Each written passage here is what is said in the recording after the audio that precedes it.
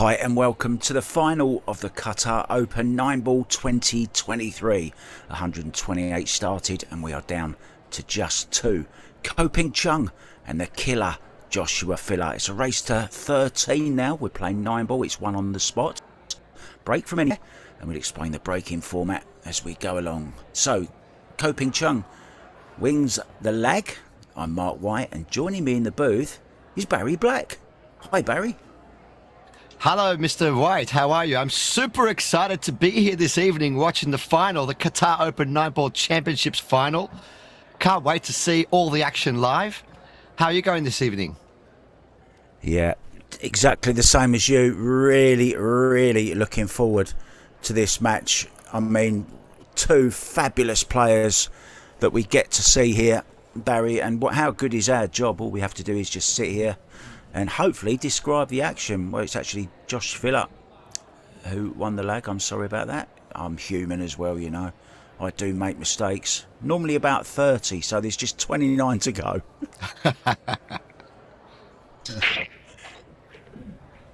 So the left hand up from Bonham in Germany. Breaking off, making that win ball. Our referee just removing the magic rack. Textbook break from Filler. Using the same speed he's used the entire tournament. And he's had some really good wins along the way, Mark, to get to the final. 128 of the world's best players started playing this event. And we're down to two fantastic players. In my opinion, my humble opinion, two of the best players on the planet at the moment. Yeah, certainly. Chung has had some fabulous results lately. Saw him in the last match against against John Mora, of course, Mr. Smooth. He overcame that. Run a bit roughshod over him, didn't he? Winning quite easily in the end. John Mora just not getting going, but Filler renowned for his very quick starts. How do you see this one going, Barry? Oh, I think it's going to be a very contested final. And I think it's going to be a final with not many errors. These guys are both playing textbook pool. I mean, you've got the European style, Filler, very textbook. You could even say he could have been a snooker player in another life. Reincarnated as a pool player now. He's just so textbook. His fundamentals are great. He plays with such ease around the table. And it looks like there's no shot that phases him. But this is a final, and as you all know out there, when there's pressure in a final situation, playing for $50,000 US, anything can happen. Yeah, perfect start here. And if he can continue breaking like that, we've got a really close match on our hands. Because as we saw in our first semi-final, Chung is just breaking like a dream.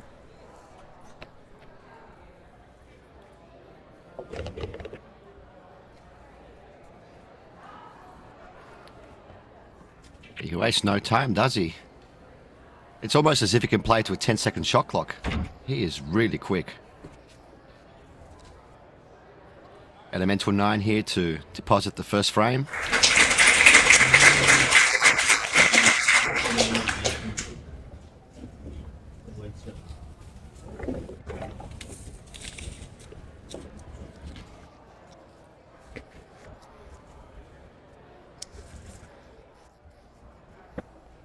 So first blood then, Barry, to the German, and we're going to see our unique break format now.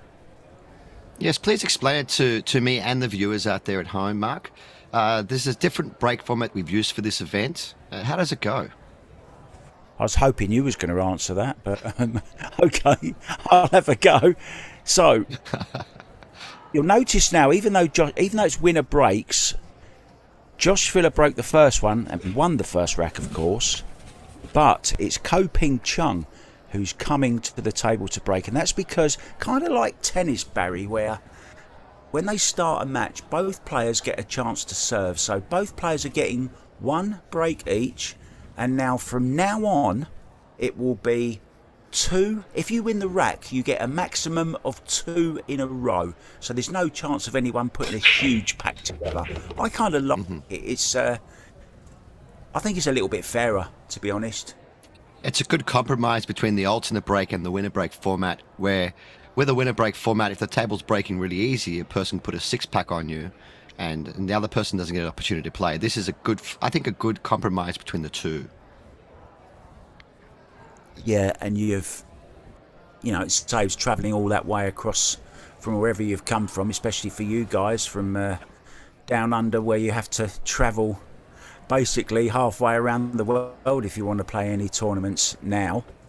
So it's a long way to go to not even, to just maybe only get the lag. We saw that, of course, with Jason Shaw when he travelled all the way from the States to the UK for a tournament, got beat by the Butcher, Mieszko Fortunski 8-0, and never got a shot apart from the lag, and they decided then to change the rules, didn't they?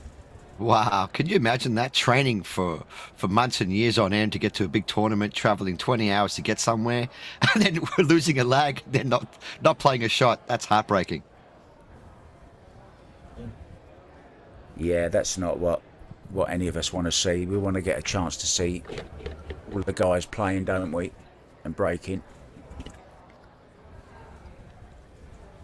And as you can see, exact replica really of Josh Filler in the first rack. Perfect break. And he's in again here.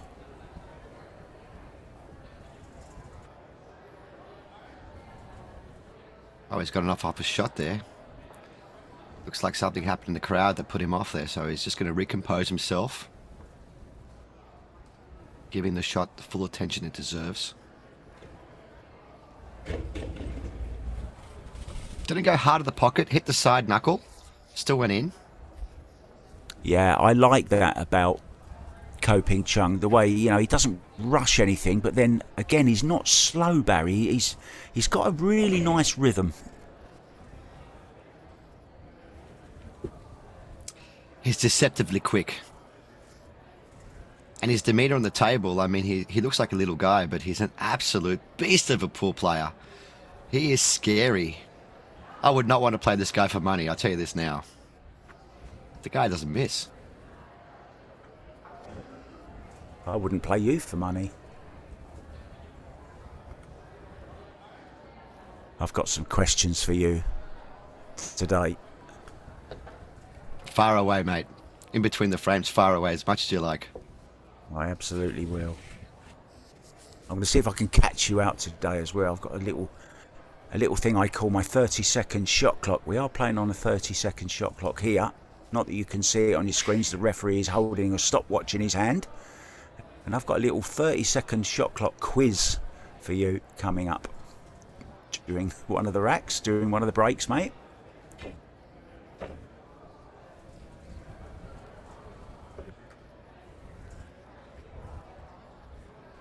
And Koping Chung is replying in kind to Joshua Filler's break and run with a break and run of his own.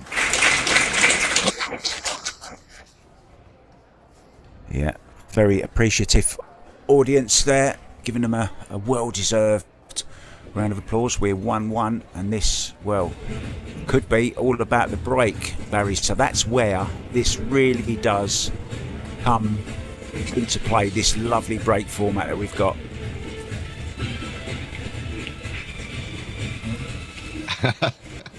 Music going on in the background. I know, I'm bobbing my head on the side here. It's just great.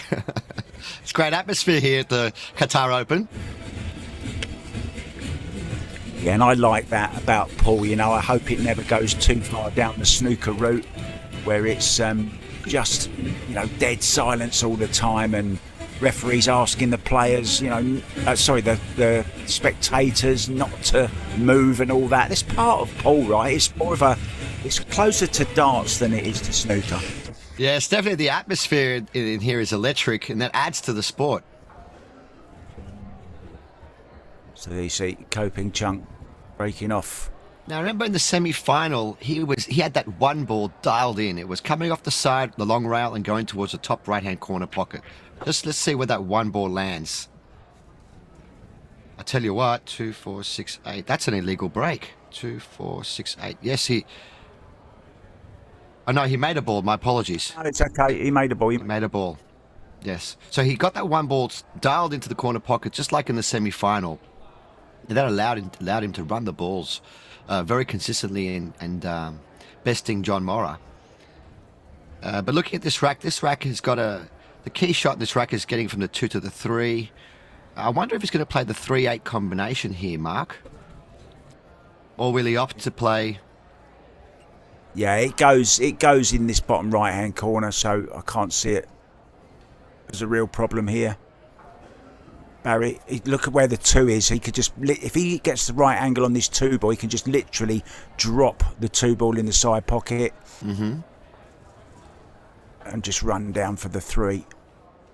I mean, I guess the 6 to the 7 and then 7 back for the 8 is a real key if you want to look for one. And this looks just about perfect. Look at this. Can just drop this 2 in the side, Barry, and he's going to be on this 3 ball.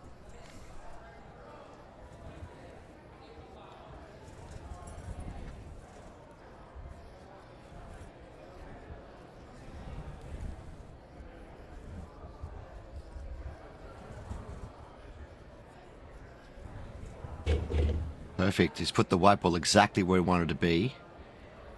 Took a lot of time there because he realized that it was key in this rack. And now, once he pots a 3 and lands on the 4, he's going to have a table at his mercy to take a 1-frame advantage.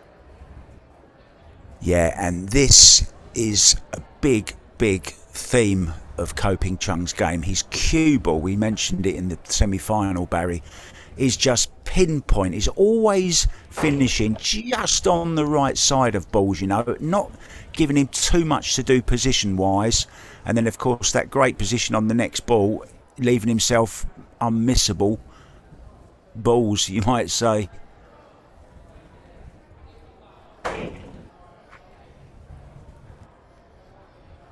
See, once again there, Barry, perfect angle on this 6 ball to draw off the side rail. He can go either side now of the 7.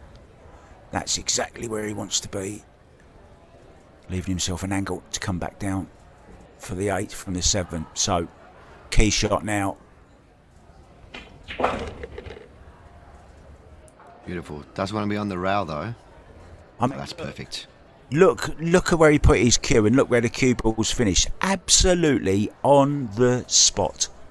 Well, we touched up on this last night, and previous match on the semi-final match, that the Taiwanese players, they're all textbook players. They go to school and they train, and they really play the right, correct lines, and their pattern play spot on.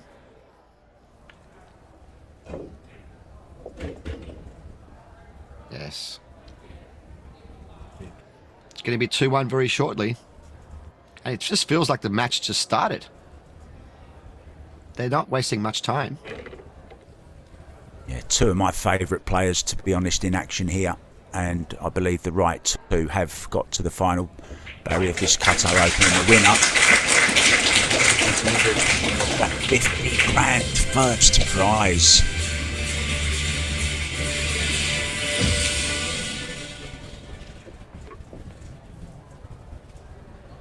So, route to the final. Stuart Filler. Allegheny and 16.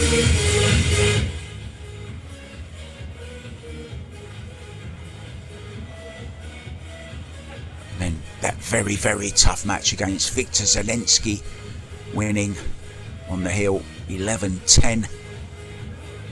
Coping Chung disposing of the Dutchman Mark Bijsterbosch 11-4. In the last 16 as well. And then the quarterfinals. Simon Corral was Filler's victim in that. And as we saw, John Morra went down 11-7 yesterday. So here we go then, breaking off. It's Filler. Well, the 1 ball caught the knuckle there and has come back. So he hasn't got the 1 ball over the corner this time. He's going to have to play a long shot to open up his account. Yeah, and this is what Filler is renowned for. These long, sort of straight-in-ish pots. He can either draw off the side rail here. I don't think he can. Can he get past the 9 and avoid the scratch? I don't think so. He might be able to. So position here to this 2 ball. is the key shot. I think it's too much angle to draw straight off it. He's looking now to see if he can draw over to the rail somewhere and get a shot at it, but it doesn't look on to me, mate.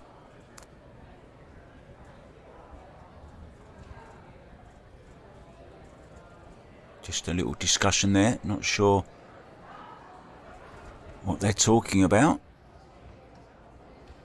Maybe called for an extension. No, did he call for an extension? He could have done.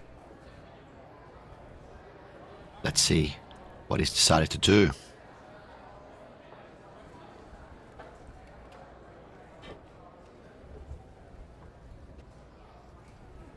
Played a safety. Wow, that's something you don't see very often, Barry. A safety shot from Josh Filler. Yes, but it wasn't his best safety shot. Chung's got a full ball to work with here, and it looks like he can make this and get on the 2. Yeah, that could be why he doesn't really play safe that often. Not a good shot there, was it? May regret that, because this is on, Barry.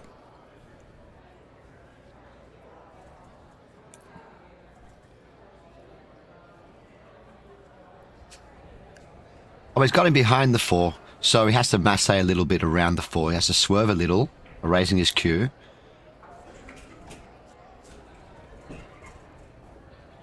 Yeah, really well judged that as well, wasn't it? Couldn't really do too much, just a little sort of containing safety. Should be another safety here, using the black ball as cover. Didn't get there. Didn't quite get there, Mark.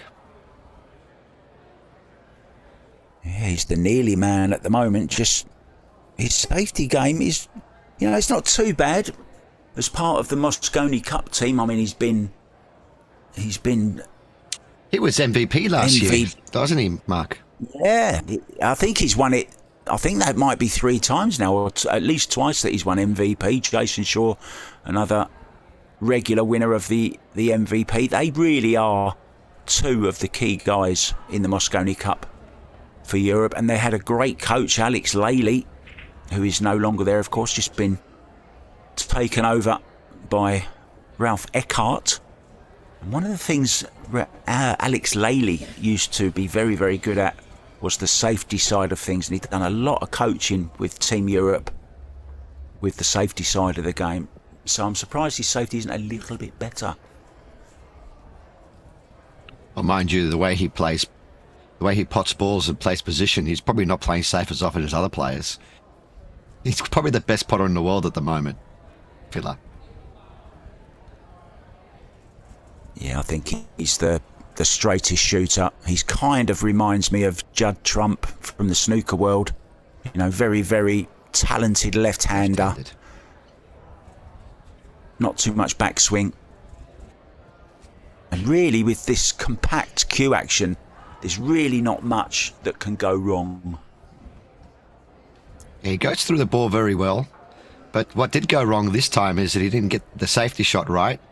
And Chung is going to make him pay for his mistake. Oh, there's a phone going off now.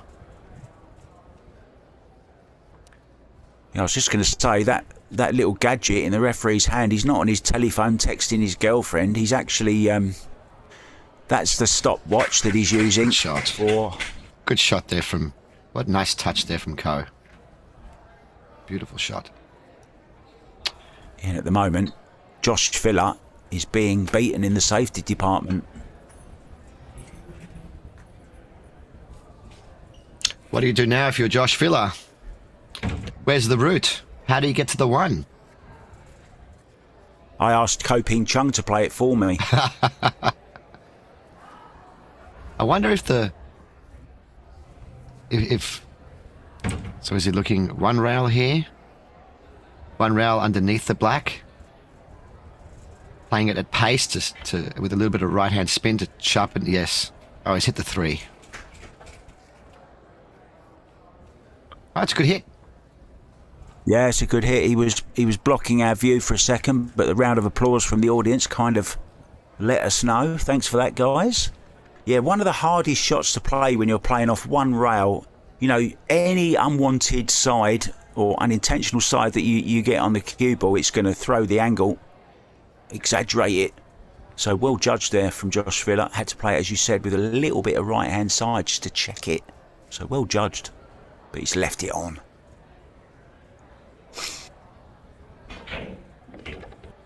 Fires a double in.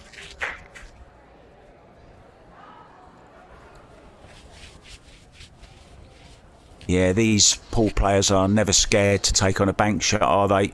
They're not really a shot you see snooker players. It's kind of a last resort for a snooker player, where on a pool table they don't mind banking the balls in. Well, they're just so talented, Mark. They're so good at what they do. They've really honed in on their craft. Years and years of practice and discipline, and a bank shot, it's just another shot to them. It's part of their repertoire. Especially these high-level players, two of the best in the world, they're going to be ultra aggressive. Every chance they get to attack, they will. Perfect angle here on this 3-ball. Just has to concentrate on making the ball. Cue ball will be coming back across for the 4 into the opposite bottom corner pocket. So head still and get that lovely maple cue through the ball. Oh, he's overdone it, has he? No, it's perfect. He's gone short side. Oh, look at this, Barry. Once again, Chung showing us immaculate cue ball control.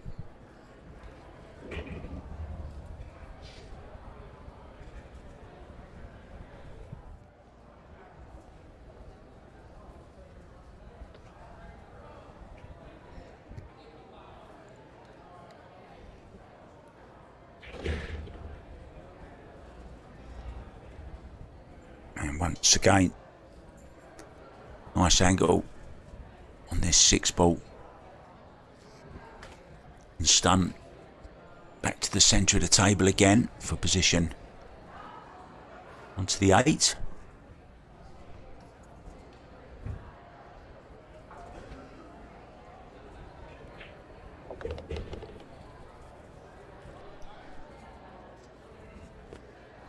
And now has options here where he can just play follow, or he can play a stun round 2 rails. I think he's going to go with the high ball here, though. That tends to be his favoured shot. Yeah, there you see, striking high on the cue ball, so lots of top spin. Oh, how well has he hit this? Well, just about perfect. Just drop this in the corner then for a 3-1 lead. He's looking good.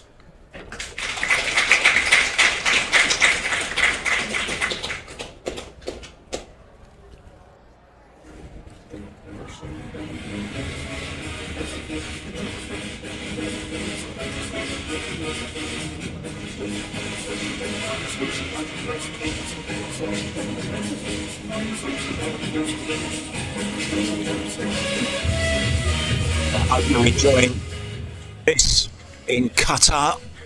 We're enjoying the party here. It's Barry Black and Mark White. Yeah, nothing black and white about this game though. 3-1 Chung. Well, sure it's going to be closer, especially with that break format that you see. Even though Chung won that rack, Josh Villa stepping up to break. Maximum of 2 breaks for the players, and I'm growing to like this format actually. There you see Villa about to break on the Mr. Sung Rasson table. Good start to the match, Barry.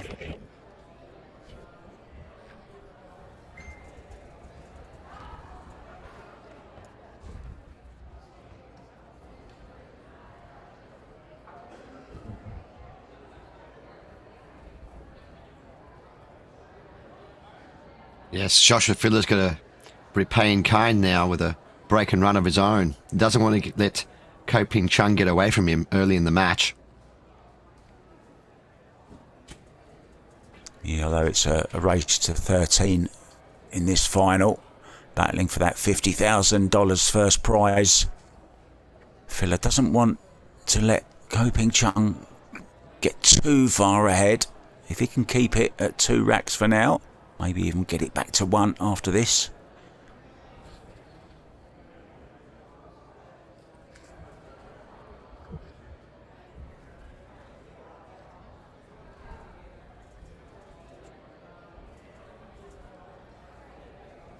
He's left himself a little bit of work to do here. Just got to be a little bit careful here now. That's a big 9 ball.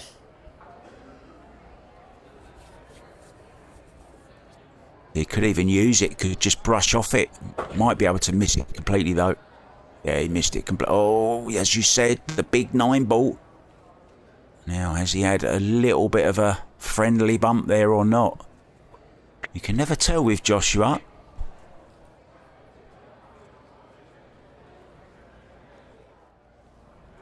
He's having a good look at it now.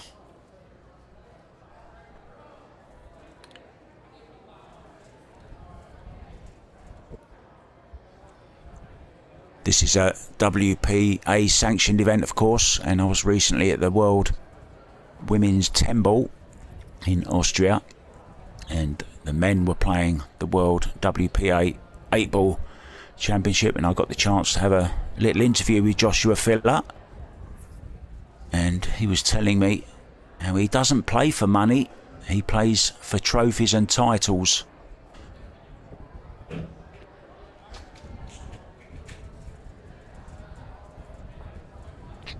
Tell you what.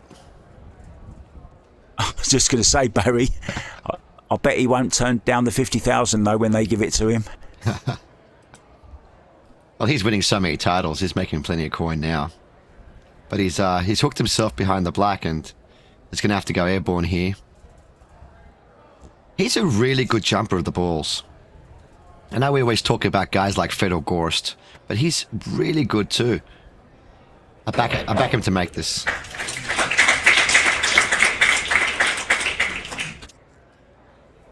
Didn't use the jump cue. He didn't use the air rush. He used the BK Gold Rush, which is his break cue. So he only had to jump the very edge of the 8 ball. That's why he didn't go fully airborne. Just kind of hopped over the edge of the 8 ball. So very, very good shot there from Filler with the break cue.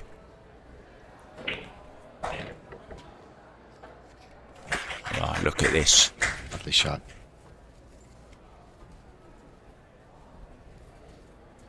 Lovely shot going around the world there to get on the 9 ball. Still got to keep still on the shot.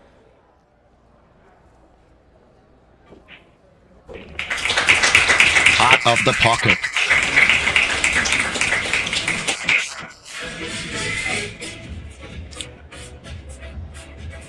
Yeah, and the top pros are just so good at that shot off the rail, aren't they? I mean, to me, that's a horrible shot, but they just get down, keep the head down, as you say, and knock them in. And he's brought it back now to 3-2. Barry and I, you can't see us off camera, but we're having a little bit of a jig.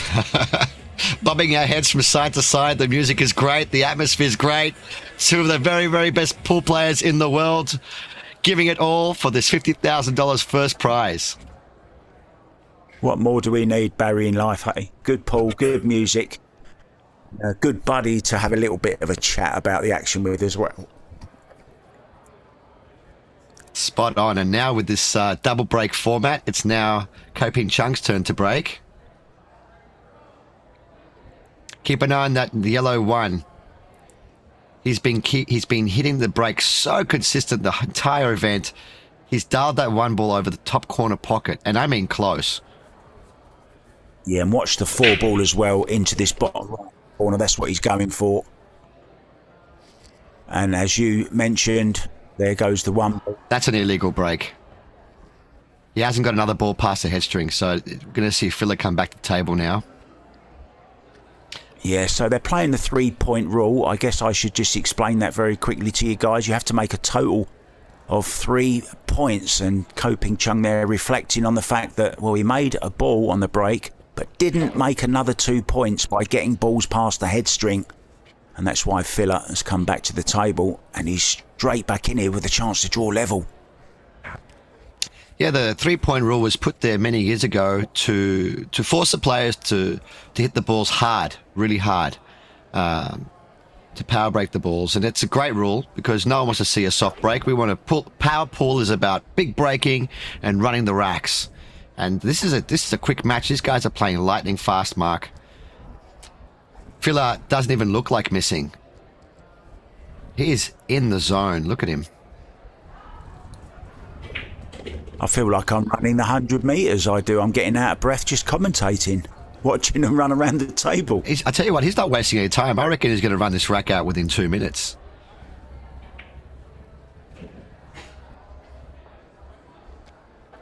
But you see that with Filler. When he's playing good, he speeds up a little bit. He's already got a really fast tempo. And that's why they call him the killer Filler. On the pool table, he takes no prisoners.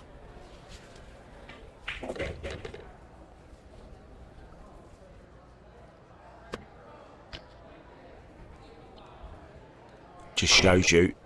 Now, in the semi-final, when Coping Chung played against John Mora, there were a few occasions where he got a little bit lucky, where he got nice little kissings that helped him make the three-point rule. I did say at the time, if you remember, Barry, he was breaking a little bit soft sometimes, Coping Chung, and it's cost him a rack there. And I wonder how big that's going to be at the end. Every rack counts. It's a race of 13. Every single rack counts, especially when you're alternating the break every 2 racks.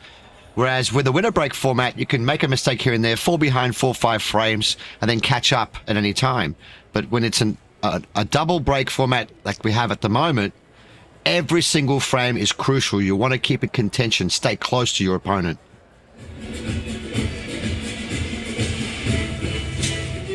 So he'll get his second chance at breaking the balls, of course, because you get two breaks.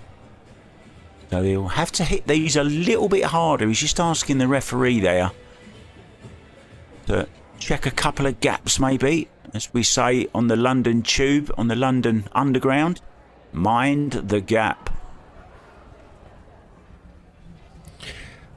So here we go.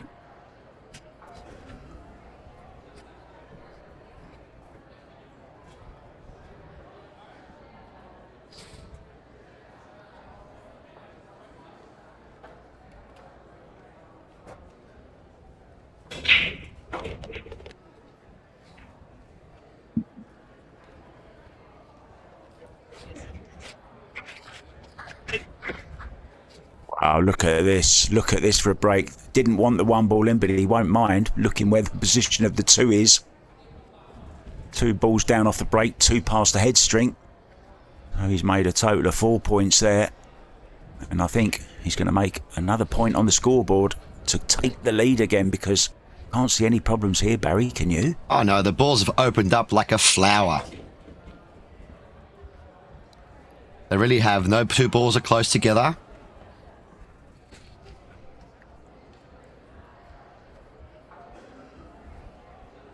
Yeah, he's certainly blooming as a pool player, isn't he?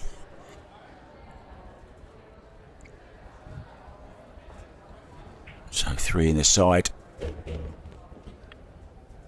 It's a good shot there of Filler in the background watching intently his opponent. Sometimes as a pool player, when you're sitting in the chair, I mean, all you can do is watch, but you still want to keep yourself focused and wait for your opportunities to respond when it's your turn to break. And Filler will have the break next. Yeah, interesting point you just made there. There's some players who don't like to watch their opponents. They just simply switch off. You know, even Ronnie O'Sullivan is known for putting a cloth over his face sometimes when he's trying to get in the zone and doesn't want to watch his opponent. So not everybody does, but you're right. I think it's good to keep focused, however you might do that.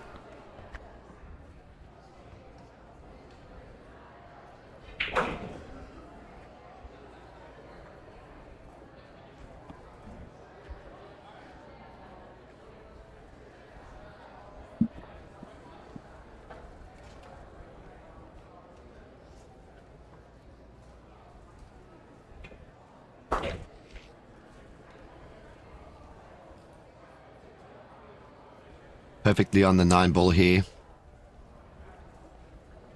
Put himself 1 frame back in front.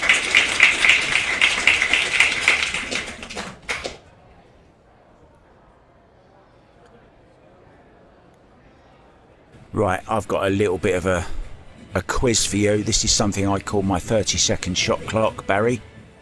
I'll ask you some questions. Sure. I want one-word answers, okay? Are you ready? Okay. Here we go. Your time starts now. How much of our sport is in the head? 95%. Paul, is it a sport or is it a game? It's a sport. Triangle rack or template? Template. 9-ball or 10-ball? 10-ball. Best ever American? Earl Strickland. Best jumper in the world? Fedor Gorst.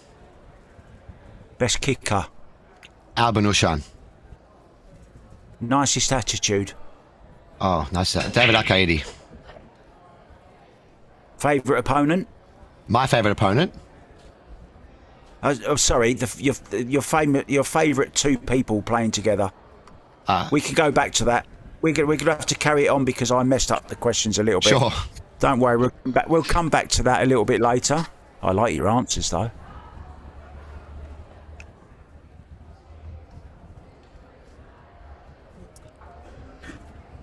So can you see the one ball here? Can you see the edge of the one? Yeah, you can. And you can see Ko Ping Chung in the background. A little bit worried.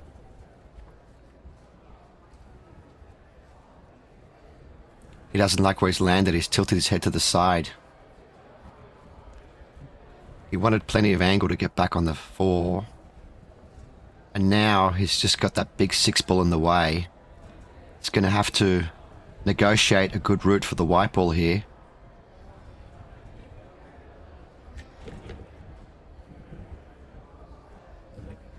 Great shot. An example there, never afraid to leave a longer shot. Didn't try anything fancy, just made the ball.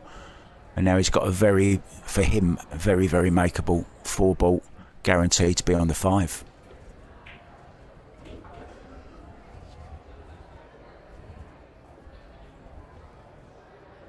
Yeah, that was definitely his plan B. He opted to put the white ball in that little space. And that, I mean, this is what Filler can do. He normally runs the balls inch perfect, but when he does need to make a backup plan around the table, he does so really well. He executed that shot perfectly. And he's back in line now to stop your rock there.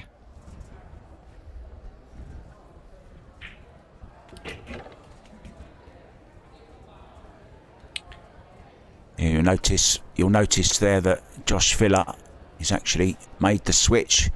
He's gone to the dark side, as I like to say. He's swapped the maple for the carbon fibre using the Predator Revo shaft there. He was playing with a Z shaft for many, many years. And he's equally deadly with the black shaft as he is with a carbon shaft as he is with the wooden shaft. Well, we've got the black and white show on the commentary, Barry Black and Mark White, and we've got the black and white show in the arena. Josh using black, Ko Ping Chung using the maple. Honestly, Mark Filler he's just that good. You could put a tip on the end of a broom and he'll still be able to break and run the balls, I bet. He's that good.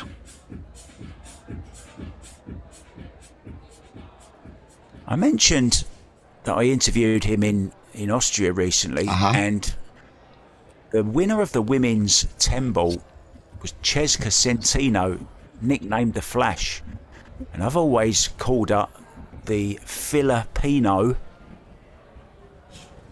from Manila because she's, she really is as quick as Josh. A lot of people say her game is very, very similar. She stands kind of the same.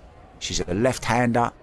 Very, very quick, hence the nickname The Flash, and actually went on to take the title this year. Well done, Cesca Centino, just 24 years old. Oh. And she actually nearly gave the game up last year. Really?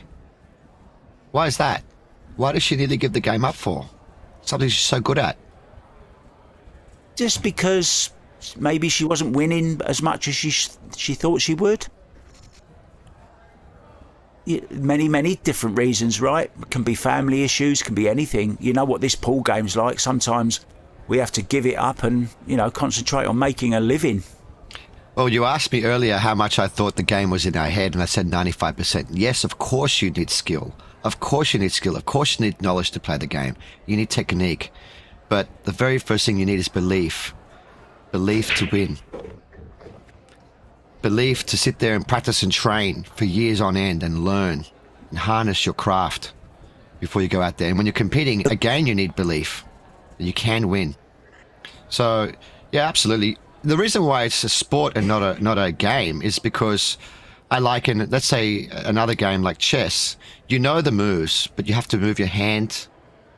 You can move your hand, but your hand could be trembling at the time to move it. Whereas in this game, you know what shot to play, but because of your nerves and the way you feel, you may not be able to execute the shot. That's why it's a sport, in my mind. Yeah, very well said. And as we look at that break, you notice the one ball, he's made 3 balls on the break, no balls past the head string, a couple of balls hit the points, and one of them was the one ball, and that's the second time that's happened for Filler, and he hasn't got a shot on this one ball, so he's made 3 balls off the break, no shot on the one.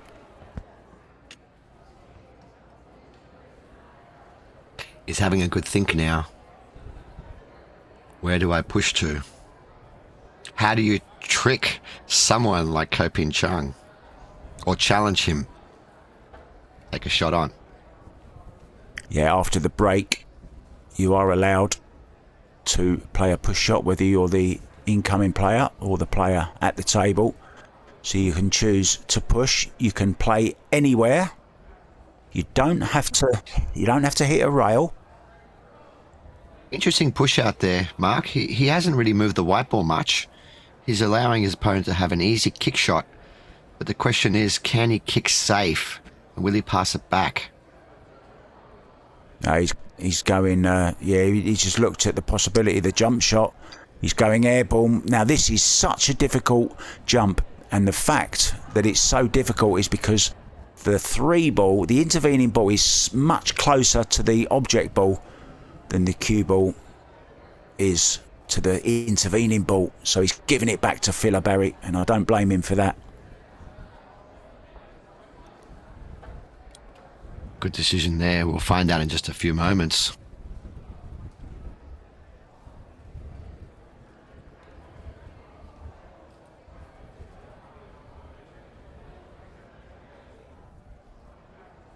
And those of you may not be able to see my co-commentator, Barry Black, but if you want a little image of what he looks like, he looks a little bit like Alex Kazakis. Thank you, Mark. I think he's I don't think I look. I don't think I look. Yeah, of course. I'm mates with Alex. He's a lovely guy, but I don't think we look alike. We have a very distinct. Actually, you know what we do? We kind of do. Yeah, both have a similar nose. I know how it feels because a lot of people say I look like Brad Pitt, and I don't think I look anything like Brad Pitt. So there you go.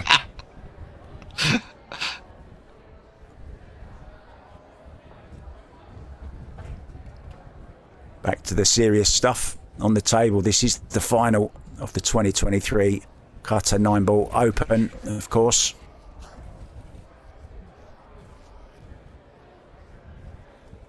Nicely poised at 4-4, race to 13. Who's going to lift the trophy and receive the first prize of $50,000, $50,000 US. He's jumping here. He wants to go safe for this jump. He's he's banked the 1, but it's like a 2-way shot here. And he's got him with a 6. Good result, taking that all day.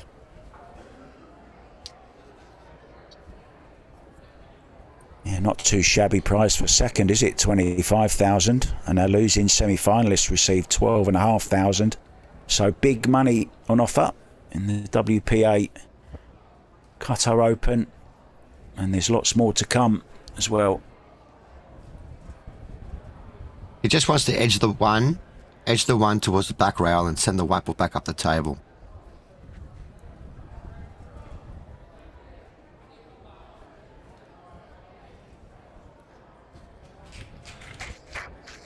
Beautiful. Wow, what a shot he's got him there. What a lovely touch that was, Barry. Yeah, his safety game is immaculate. I mean, Chung, he's not afraid to get involved in safety. He's probably one of the best safety players in the world. It's almost as if Filler wants to keep the match open and attacking and aggressive, because that's really his full strength, open aggressive play. Chung's got it on all levels when it comes to safety and also at running the balls. That's a great resafe though there from Filler. Really good. Yeah, this time using the air rush to jump over the intervening ball. Great shot. I think he's got him back, has he? Oh, I think he might have an edge here, Barry. He might be able to snick this one in, catch the 9 ball and hold him on the 2. What about that for a guesstimate? He's going rail first, maybe. Kick and stick. And that's a perfectly executed kick and stick.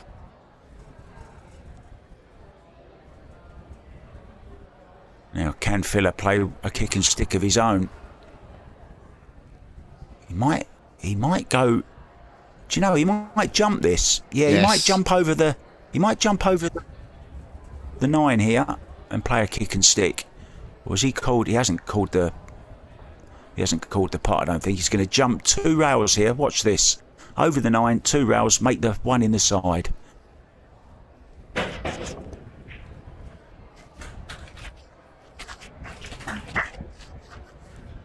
What a brilliant shot that is. We're seeing some really good stuff from these two guys.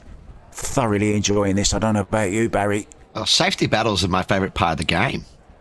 That's when you see the person's true strength.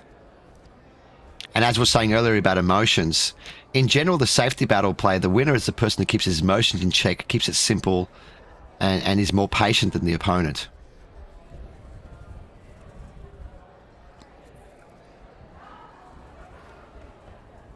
Look at their eyes.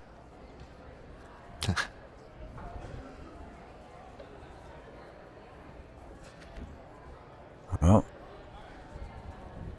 he's got a path through to this. He could bank this and hold on the 3 for the 2. How aggressive is he feeling? Filler's pretty aggressive, as we know.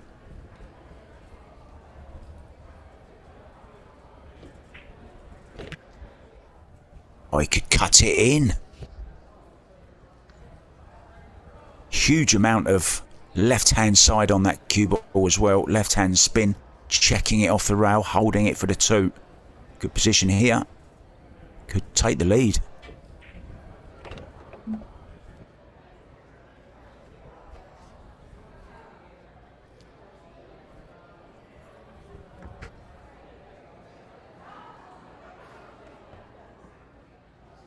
And he came to this tournament after winning his 6th Euro Tour title as well. And trust me, those Euro titles are very, very hard to win.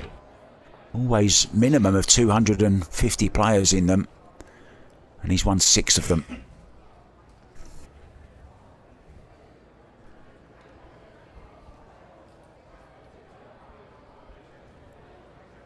So this 5 ball, 6 in the side, just drop this 6 in. And this could be the first time he's taken the lead, is it? Yeah, you know what he's like when he gets in front. He just keeps on marching on. Filler the killer. Yeah, and this is turning into the thriller.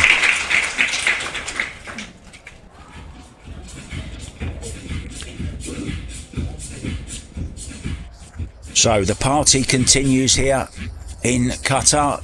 Josh Filler takes the lead for the first time and he's decided to go out for a little break. So we're going to take a short break and we'll be back with the remainder of this match very soon.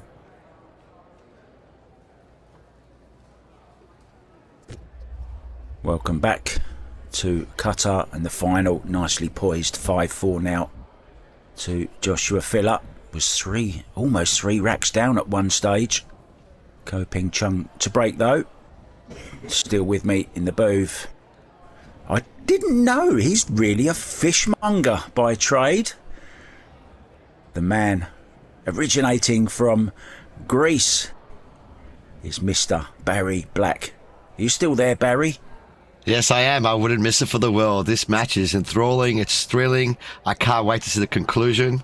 We're now at the mid part of the match. And Kopin Chung to break. He hit them soft again. You know, you'd think he would pick up his speed a little bit after getting the illegal break earlier, but he's got a beautiful break. 1 and 2 over the pocket. Corner pocket. 2 to 3 is the key shot in this rack. And that 3 ball's in the same spot it was earlier, 2 racks ago.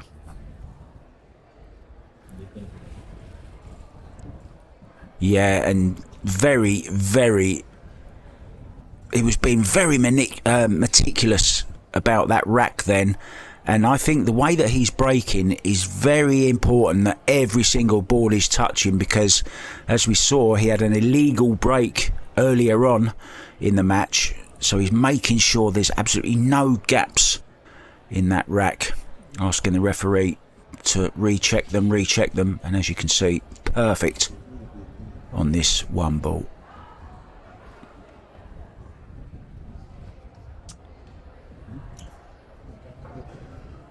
Now remember, before I talked about what Jeremy Jones said, great bit of advice about using your 60 seconds when you've got them. You can't get time back, and he's using that every single time. Very, very wise. Shows he's thinking clearly, Barry. Oh, he's absolutely focused. He wants to win that $50,000 first prize, but more importantly than the money, I don't think that both these guys play for the money. I think they play for the titles and the accolades. You know, money comes and goes. You make it, you spend it, but what's left is that title. To be crowned the winner of the Qatar Open. And this is an event that hasn't been played for 14 years. It really is a big, big event to put in your repertoire. Look at this. Look at this for a shot. Absolute beautiful shot he's played there. Full length of the table, bounced off the back rail nicely on this 3 ball. And that really was the key shot in this rack. And that's why he took his extra time extension and made sure that he got on this ball well. And now the rack is at his mercy. Should tie the match up here. Little draw back off this 4 ball. 4 and 5 into the same pocket, probably the 6 into the same pocket as well. We've got a little bit of 1 pocket action going on here, Barry. All 3 balls are going to go in the same pocket.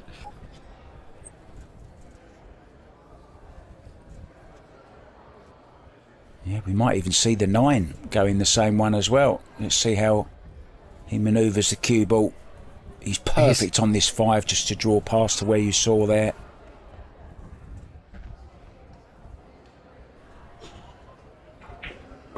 Look at the intensity in his eyes. He's giving every shot the attention that it deserves. So experienced. He's only a young man, 28 years of age, but he's got a lifetime of knowledge and experience behind him.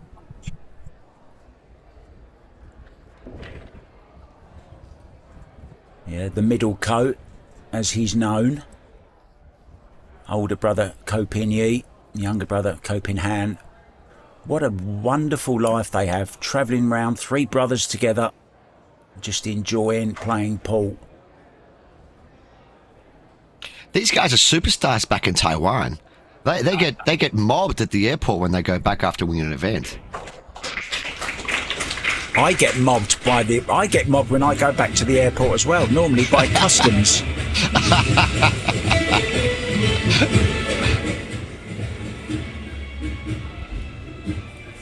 So yes, it's true, Mr. White. I am a fishmonger by trade, but I guarantee you every fibre in my body since the age of 8 years of age has been a pool player. I live and breathe pool. I own 45 cues, Mr. Mark. 45 cues, and I watch every single match online every moment of the day that I can, worldwide. So I'm pool fanatic. The most beautiful game on earth. You're in good company then, mate, because I'm also a fanatic. I'm absolutely so passionate about it. But I haven't got 42 cues. Never mind a fishmonger, you're a cue monger by the sounds of it. So once again, inspecting that rack. And I'm sure this is because he's breaking not.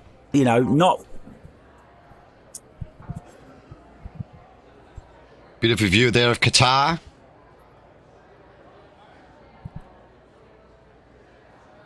And we are back, ladies and gentlemen. It was a bit of a shock to my system there. The beautiful view of Qatar, as you're saying. Qatar, one of the richest countries in the world, if not the richest. And one of these players is going to be $50,000 richer after this one. Now then, has he got a way through to this, Barry? It looks like he wants to masse around the purple 4-ball. And he's going to go for his jump cue, because he only has to jump over the edge, so it can be really accurate here. Doesn't have to go full flight. Now, he's not a tall gentleman by any means. Yeah, he's one of the smallest players on the circuit, isn't he? And what you got to watch here is to keep that cue ball on the table. Whenever the object ball is very close to the rail, it can be very, very awkward.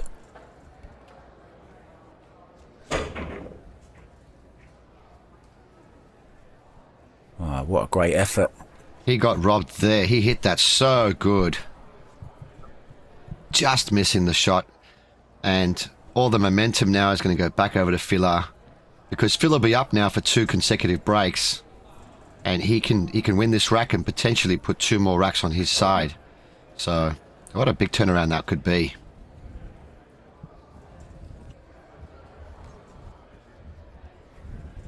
How are you finding the format for this, Barry, this break? I'm loving it.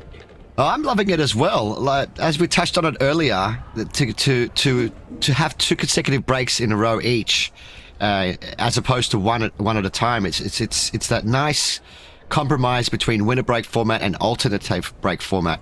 The great thing with the alternative break format and this particular format is that every single frame counts.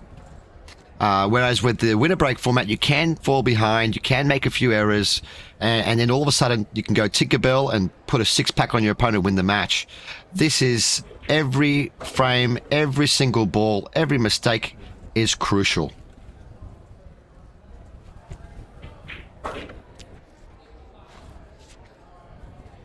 And that man over there in the corner, he knows it.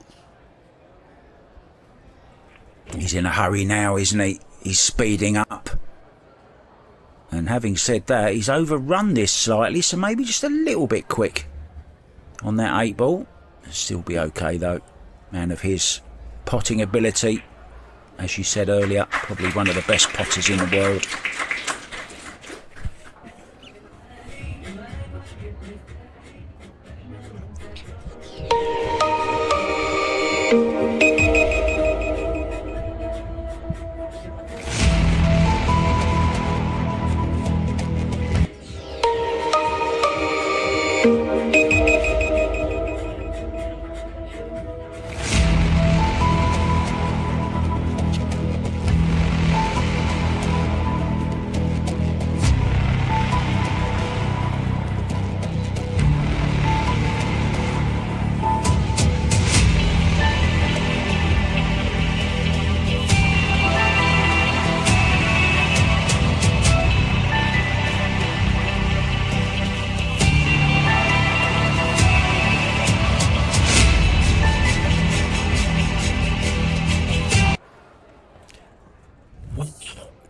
Well, Qatar certainly pulling out all the stops there.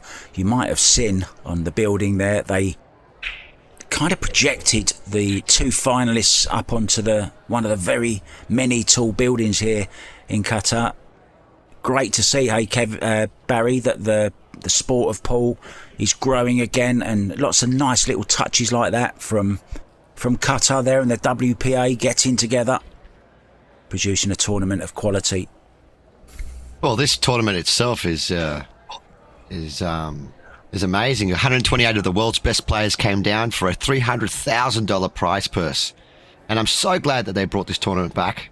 The last winner of this event was 13, 14 years ago, I believe, was Mika Immonen.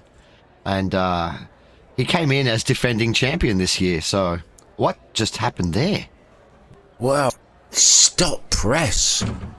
A terrible miss. Didn't hit it hard enough. Ko Ping Chung just didn't get enough pace in it. Unbelievable. You know, that was the first illegal break that Filler actually made, and it was an opportunity for Ko Ping Chung to put some pay to that error. And to miss a ball that was over the pocket, it's like he almost forgot to pot the ball. Look at this. You see the way he used the bridge there. Didn't change his arm at all. He played it as if he was playing a normal shot. Normal cue position with the back arm. Interesting, that one, Barry. Oh, yeah. This guy is a man of many talents. Not something you see every day. Oh, and that's something you don't see every day. Filler missing a ball. Well, both players, maybe, as we enter the second half of this match, both players are beginning to feel just a little bit of pressure. You'd never see him miss that in 100 times. But a little bit of pressure in the way, though. All of a sudden, it's a different game, isn't it? Yeah, this is touching back to what I said earlier about the mental part of the game. Pool players, professionals, and amateurs alike, we know what we need to do.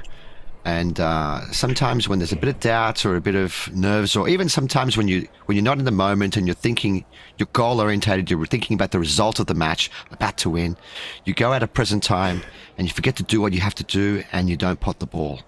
So it could be a combination of pressure. It could just be him being so overconfident that he forgot to aim the ball in. Yeah, we have a great mental coach in the UK. Works with a lot of snooker players, pool players, also British cycling team and darts players, swimmers, you name it. He works with them on the mental side of the game. And one of the things he often says is stay in the present, forget about the past. It's gone. You can't change that, but you can do everything about your next shot. Stay in the moment, as you just said. Matt Andrews, great guy. If you want a little bit of help with the mental side, he's your main man. Even worked with the great Ronnie O'Sullivan back in the day. Oh, that's very impressive. I'm definitely going to look him up after this match is over. Now, Ko Ping Chung, very well aware that this could be a turning point in the match on his half. His rhythm is always the same. Whether he's behind or in front, you would never know. His pre-shot routine is down pat. It's so consistent. It's always the same. Now wants to spin the ball around now, a couple rails. Using where you want the white ball to land after he makes his ball. Tremendous temperament around the table. Ko Ping Chung, as you said. You can't tell from his face what he's thinking or feeling inside. Just remains calm, but never see him angry. Smile on his face most of the time as well. Really, really lovely lad. Lovely family. He wins the crowd over wherever he plays. Everyone just instantly falls in love with him. And that's the shot of Joshua Filler there. Yeah, he's not short of a few fans either, is he, around the world? The killer, him and his wife. What a lovely life they've got as well. Husband and wife travelling around the world playing pool.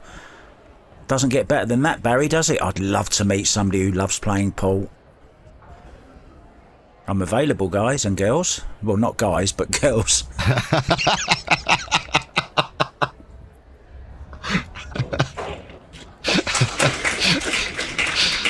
As we see the night ball disappear, and I want to disappear into a big hole now. I like everyone. If you've got a nice personality, you're kind. There he is, look, there's Mr. Anderson, and there's our new president. Look at that. Ishan Singh in the front row there. Ian Anderson, of course, who has departed and replaced by Ishan, doing some great things. And that guy enjoying his pool as well.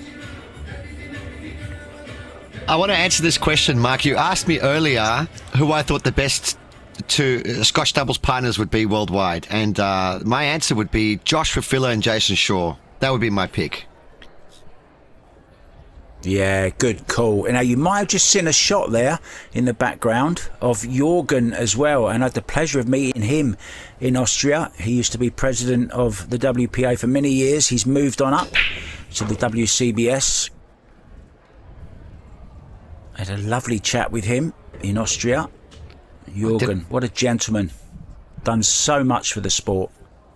He didn't want to pot that one ball in the corner pocket. He didn't want to see that ball disappear. Now he's going to have to play a safety shot off this two ball off the back rail.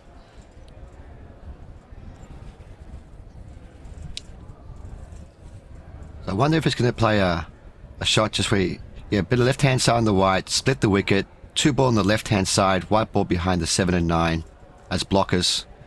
Nicely done. Just as you called it. Yeah, just as you called it. I heard a little cricket term there, of course. Austria, you're from Australia. Great, great cricket nation. And we have many battles over the years, don't we? For the Ashes, Aussies against the English. A rivalry that's been going on for many, many years. Are you a cricket lover as well, are you, Barry? This might shock you, but I actually only watch one sport, and that's pool. I don't watch any other sport. No rugby, no cricket, no tennis. I like a sport with lots of balls, and this is lots of beautiful coloured balls. I love pool. You should play bingo more. There's a very good return safety shot there from Chung. He did have the edge of the ball to work with, and Joshua now has to play a very good kick shot, and he needs to get the speed right. So when he hits the ball, he gets good separation, which he has done. And the 4-ball has come to his rescue here. Yeah, and if you notice the way he played that, Barry, he played it with a lot of pace, burying, and I think he played a bit of bottom on it as well to straighten the angle off of that side rail, because there was a ball in the way, actually. I think the 8 or the 4, sorry, was in the way there of the natural angle, so he had to bury it into the rail to distort the angle of the cue ball coming out. So it was a great shot there from Phillip.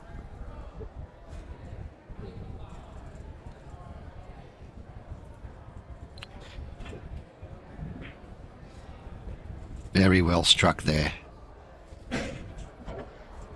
Hit that ball full in the face, got a stop shot. Beautiful.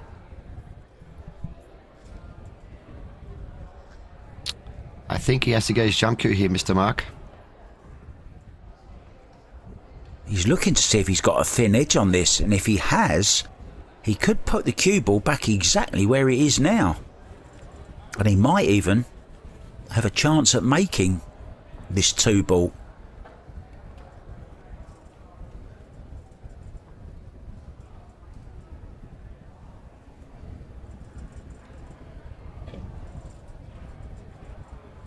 Oh, good call. He actually hit that thick. Well, he hit it too thick, didn't he? Caught it too thick. Had he not have done, and there you see him just pointing his cue on the rail where he wanted to hit the rail, because he would have got right back down behind that. So that's a big mistake. Things really hotting up now in the final here in Qatar. Isn't it amazing? The first 7-8 frames, both players played inch perfect. All the balls were centre of the pocket. Position play was crisp. And now, midway of the match, we've seen a couple of errors from both players. One ball missed over the middle pocket, over the corner pocket by Chung, most prominent. It's amazing. Pressure is building up in this final match.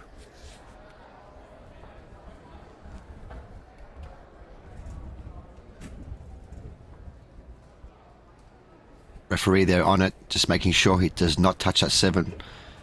All WPA events are all ball fouls. So even if his shirt touches the ball, it's a foul. And the referee's doing his job there by being close to the action, making sure everything's kosher.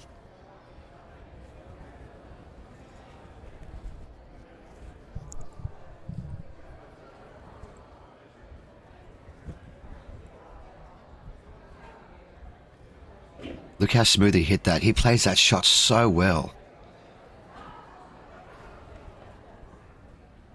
Yeah, and even though he's playing them with no pace whatsoever, you know, he's still, as you just said, he gets that tip through the cue ball still to get maximum action on that white ball.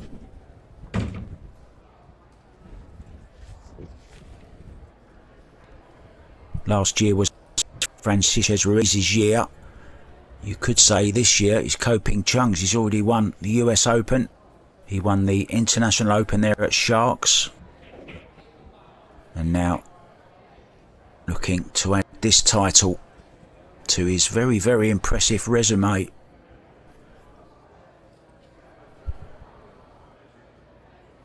Yeah, we do tend to see that, don't we, with pool players. They go on these runs for a season or two where they absolutely dominate.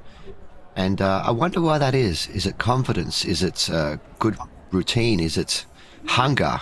You're hungry and you're training harder, and then when you get to the top of the ladder, you let go. I wonder what that is. But FSR, he broke better than anyone else, and he was so focused. He dominated. But now you are 100% right. Ko-Ping Chung is right up there. Yeah, but you just hit the nail on the head there. It's confidence. How many times have we seen in sport where somebody doesn't, you know, they're always knocking on the door. They're called the nearly man. Oh, he nearly won this, he nearly won that. It's that confidence. And once you get one, once you break that seal, it just seems to flow even more, because it's that belief that you find in yourself and just gives you that edge that no one else around you has. It's almost like you've got an untouchable aura around you. Well, that's what FSR had for a long time. Good shot there. Good shot. And of course, when you have that aura around you, it not only affects you in a good way, it affects your opponents in a bad way, because all of a sudden, hang on a minute, this nearly man is now winning everything.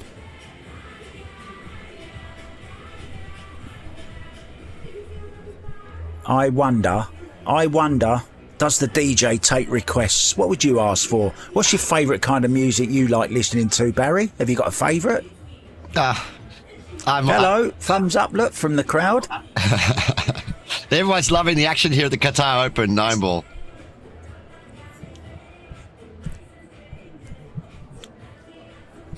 Yeah, I recently commentated in Puerto Rico, called the Party Island, and I'm going back there for the World Teams in November the 7th through the 12th, and this young man will be there representing Chinese Taipei along with his brother, and I believe it's Chao Che Yu, I think. Hasn't been confirmed, but I think that's who the partner is. Josh Filler will be there, of course, with wife Pia, and new team member from last year, Moritz Neuhausen. He's a new kid on the block as well, starting to knock on a few doors. Here we go, 7-6 up. Race to 13.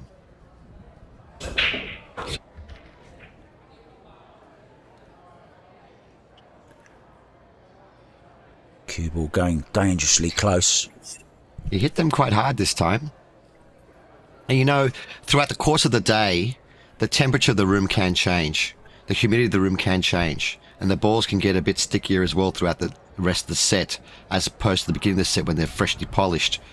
And players need to adjust for that. And I just noticed he hit the balls a bit harder than before, but did not dial the one to the corner like he was in the semi-final. So now... Yeah, and I think it was that little bit of extra pace, Barry, that cost him a little bit of accuracy on that break. It's probably the worst break we've seen him. He still made the wing ball, of course, but no real... I think he can just cut this in, but can he get any kind of shot on the 2-ball?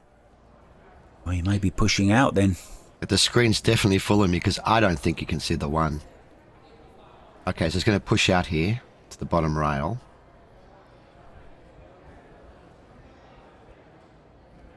And challenge filler. Yeah, the art of pushing out, Barry, is, you want to push out to somewhere where your opponent sort of likes it but doesn't like it enough to put you back in. And obviously Chung has now got a plan in his mind. He's tempting Filler here into cutting this in. Now this is a dangerous game he's playing here, because Filler, as we know, well, he's attacking. I think he's got to attack this, hasn't he? He's coming round to look at the potting angle. No, he's put it back. Well, he says, there you go, Coat, have a go. Filler, probably the best potter in the world at the moment. Doesn't like this shot, probably because even if he makes it, he may not have a shot on the 2-ball. So let's see what Co's plan was. I'm just looking at this. Can he go into the 3? No, he can't. Angle wasn't there. A lot thicker than I thought it was, actually. But now he can get a real good safety in here, Barry, behind the 3-ball. Play the 2 past the 3 and really glue the cue ball to the 3. Or is that the 5? It might be the 5, I beg your pardon.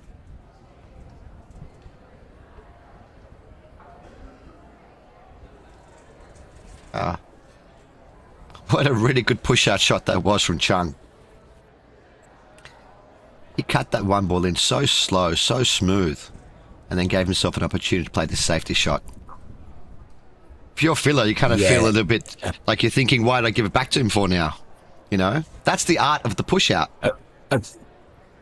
Exactly. That was a perfect demonstration of playing a perfect push-out, which Chung did. Now he's going for the jump here. Don't be surprised if he makes this in the corner.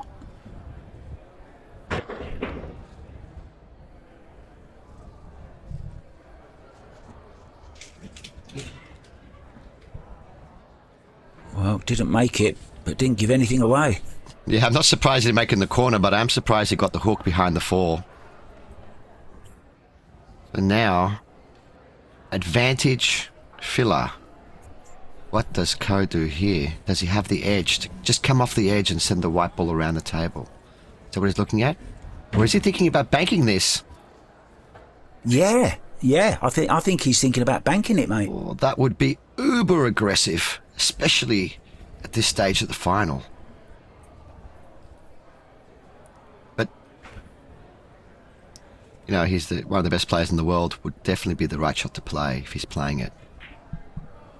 He has banked it soft, and so it widened on him. If he played that firmer, it would have come off sharper. Yeah, avoided the double kiss there, which could have been a problem. But still, not a sellout shot.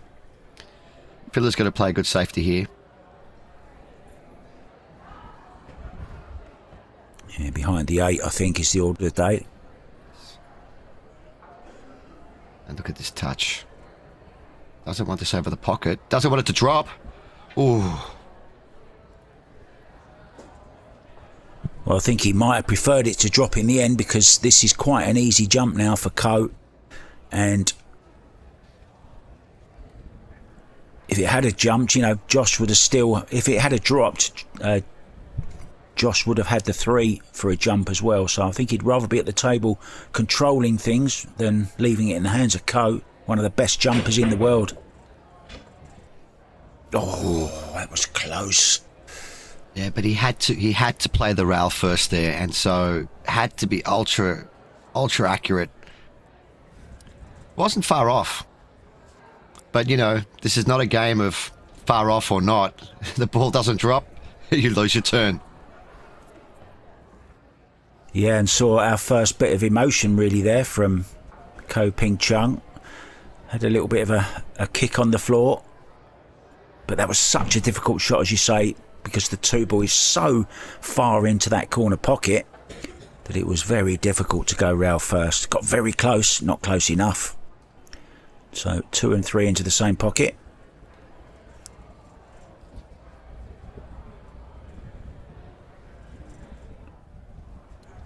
Yeah, he's nice and fat on this ball too. I'm trying to find a problem error in this table, but I don't see one. They're all really... Like, if this is a practice at home, this is where you want to put the balls. Filler should have no problem dislodging these balls away now. We're going to have an even match, Mark. Hard to pick between these two.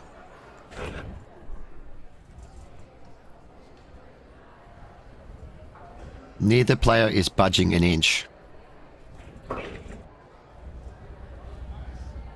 But you were right. Chung was upset with himself there because he knew that was his opportunity to go 2 frames clear. Yeah, crucial time as well. The moment you don't want to give racks away is when you're coming to the business end of the match. Square again. Hey, Mr. DJ, what have you got?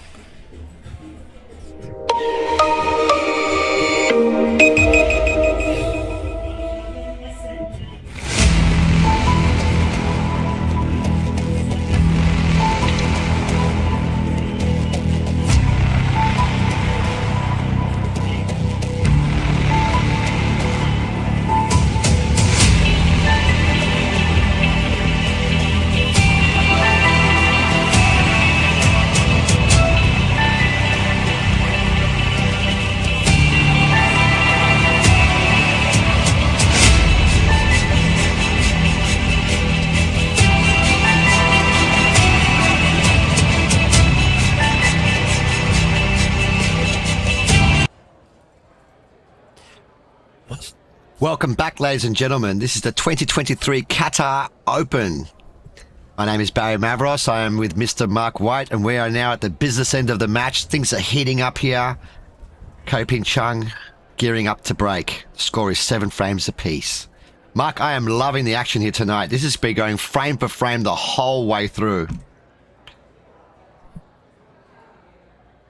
Oh, sorry about that. Did I press a wrong button or something? Back with the action. I don't mind taking the blame.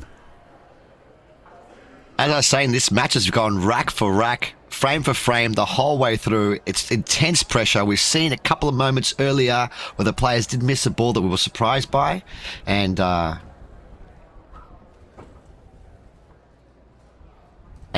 Chung has got a 1-8 combination. I wonder if he's going to play Karam here. Well, he's looking at the 1-8 combination.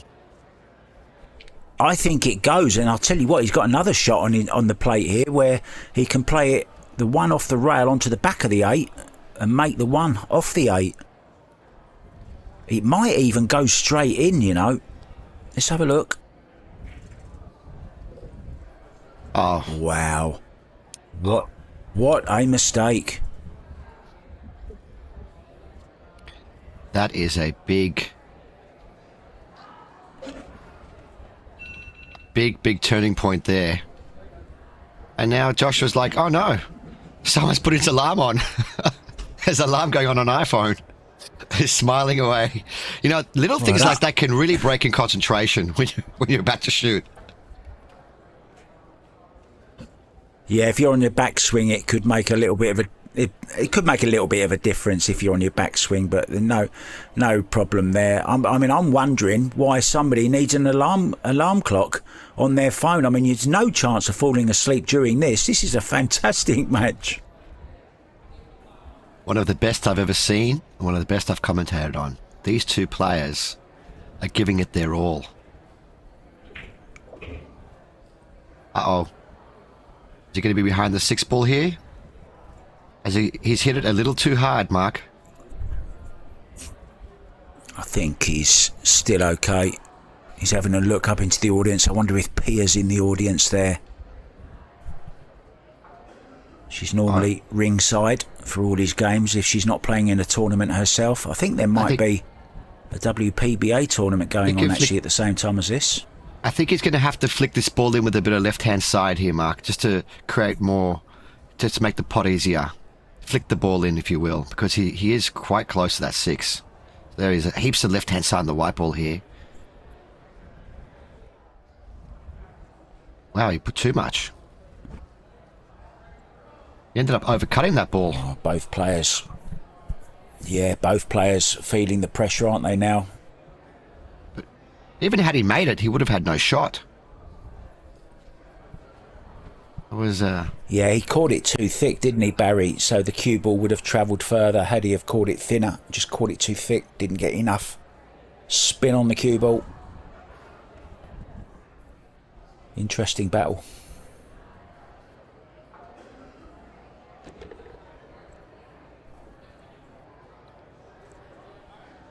Oh, Phil's not going to be happy about that, but I tell you what, Chung's going to be very happy that happened.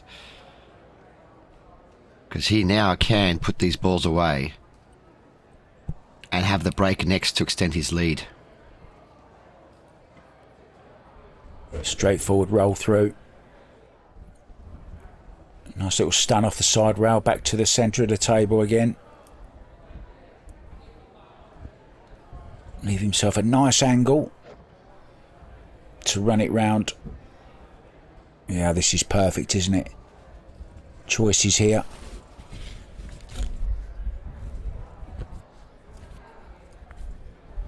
There's a good shot there of his cue action. Holds the cue very light in his hand. Delivers it extremely straight. Years and years of practice. Yeah, and Jasmine Ocean has a perfect explanation of how hard to actually grip the cue, but Barry, and she says, as we see the 9-ball go in, so Chung going one ahead once again. Yeah, Jasmine says if you want to know how tight to hold the cue ball, imagine you're holding a live bird in your hand. You don't want to let it escape, but you don't want to kill it either. So, you know, just somewhere in between that medium grip.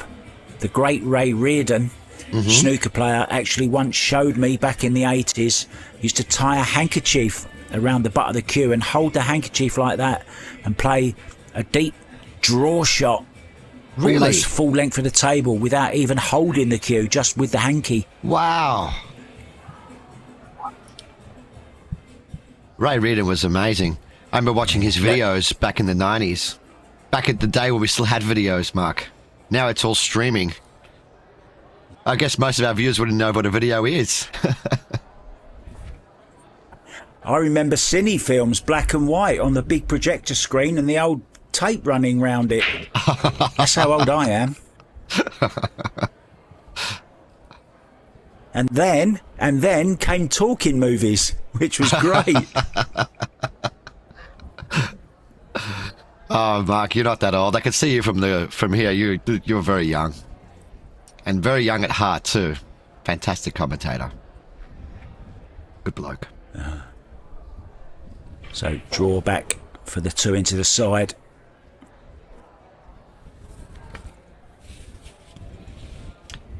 One thing I've noticed about Filler is, even when he does make an error like the last one, he just forgets instantly and just gets on with his action. He doesn't dwell on the past. You know, you've had players in the past that think about a mistake they made and they magnify it more in their mind. Filler's not like that. Filler is just a guy that just gets on with it. Completely focused. Yeah, and he's one of the few players, after a match, you know, you can't tell whether he's won or lost. I'm always a little bit wary about going to a player to interview them, you know, not knowing whether they've won or lost. If I know they've lost, then I'm not approaching them. But if I'm not sure, you just can't tell with Filler, because he takes defeat so well also. Such a nice guy. Yeah, I've often said, Mark, you see a true champion not when they win, but you actually see them when they lose a big match, the way they conduct themselves. And Filler has often said very kind words to people that have beaten him in finals, and I have the utmost respect for him as a player and as a human being for that fact. He's finished a little bit awkward on this 6, but he's okay. Hasn't got to do nothing with the cue ball. Just drop it in. Wow, plays it beautifully, doesn't he? Gets a cue through. So well. Great shot. Could we be level again? I think we might be.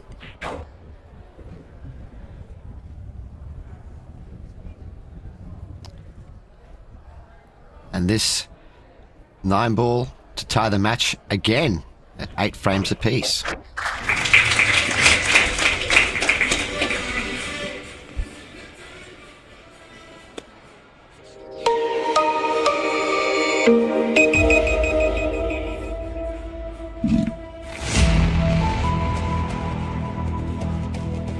There you see in the background Chung flying high on the skyscrapers of Qatar. Josh Filler might even make an appearance on there in a minute. Qatar Billiard and Snooker Federation. And of course, federations, Barry, are so important for players as juniors. Joshua Filler came up, you know, with the German Federation, the Sports Federation. He's a product of that, and it really does work. And that's how to get lots of new talent into this sport, through the federations and then feeding up the system. Here we go. 8-8. Well, we've got a little bit of a cluster forming over there. Is there a gap between? There could be. Well, if there is a gap between, he has to be a surgeon when he shoots this ball. That is so tight.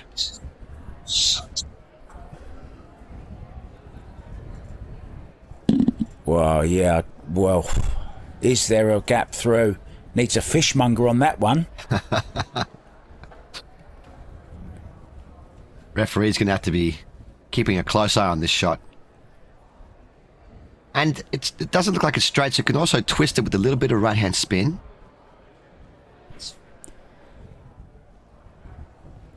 But how important is this shot right now? If he gets this wrong and he gives away ball in hand, it's a massive, massive swing. Momentum shift, so he's taking a long time. Perfect. A referee on his toes here. There you go. There was a gap. Unbelievable. And now, Barry, all of a sudden, it looks pretty straightforward here. Ooh, just wobbled, whacked its feet before it dropped. I'm sure his heart was in his stomach right there.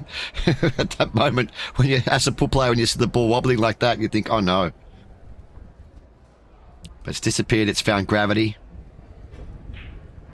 There's a great snooker player, snooker commentator rather, called Ted Lowe. I'm sure you've heard of him, who used to say the ball wiped its feet before going in, and some say that's going in cleanly. Real bad miss there from Filler. Yeah, he wiped his feet beforehand, but this time the ball found the door and bobbled out. He didn't even get close. He didn't even get close on that shot.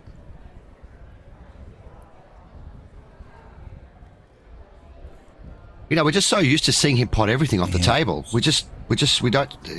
Even I am, as a commentator, I'm shocked that he's missed that ball. Did not expect it. But if you're going to miss a ball every now and then, why not miss it and then snooker your opponent? Got a bit fortunate there.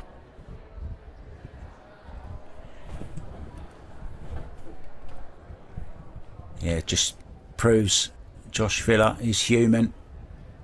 You can miss sometimes, and as you said, that was quite some distance he missed that by, but very lucky to get away with it, especially at this stage. So a kick and stick here, trying to get the cue ball over behind the 7. Big green ball here. Hit the green. Beautiful. Great shot. I think this is on. I think it's on, Barry. This could be on. Well, he's having a good look now. But it was a great attempt from Ko. No, it's not on. He's going to have to go. No, he's jumping. He's jumping. We're going airborne with Lufthansa. I flew with them recently. Great airline. And we're right down the firing line. Play the safety. Ball going. Where's the cue ball? Where's the cue ball going? Ooh. Oh, he's in trouble here. He can jack up, draw in behind the 7 and play the 3 off the 6 to get a little bit of distance Yeah, that's right there he wants to be. So raise the butt of the cue. 3 off the 6. Bob's your uncle. He's right behind that 7.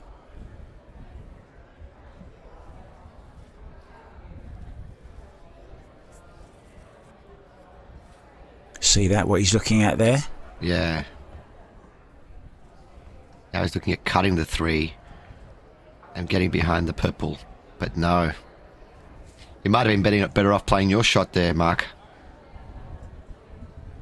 I'm surprised he didn't play that shot because he's left a dead cert bank on here. Filler's not going to refuse this one, surely. Looks like even he can't believe he left it on. Is he playing safe? Combination, maybe. He went for the combination. Wow, that was a... Push the boat out there again. And again, he played a combination and left... I tell you what, he didn't leave much on for Ko, but Ko's going to be able to lock him up really good here. He's so close to his work. He's got such a good touch. I'd be very surprised if it doesn't get him married up behind the 7 in this shot. The brown 7 ball. Just edging the 3. Good shot there.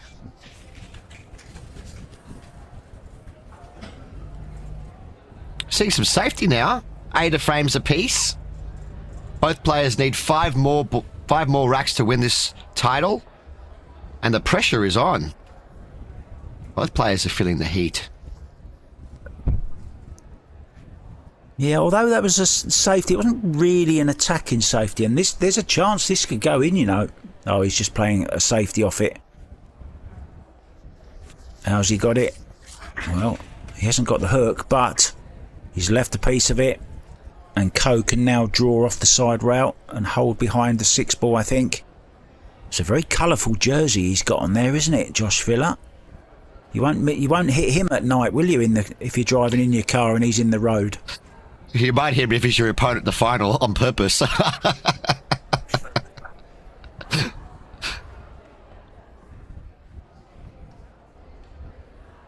Yeah, he's going to play the shot you just said, Mark. He doesn't have a lot of the ball left, so he's got to still be very accurate and use his supreme speed control. Oh, he's going to come off the edge of this. So he had a lot less of it than what we thought. Well, I'm not sure about that. I'm not sure about that. He's left him on. Yeah, I'm not sure that was the shot, to be honest. And he was like trying to control both balls there, the 3 and the cue ball. He'd have been better off maybe concentrating on getting one of the balls safe. This is on. And the last person you want standing there with this shot is Josh Filler. Oh, he couldn't see enough of it, maybe. So, apologies to Mr. Ko.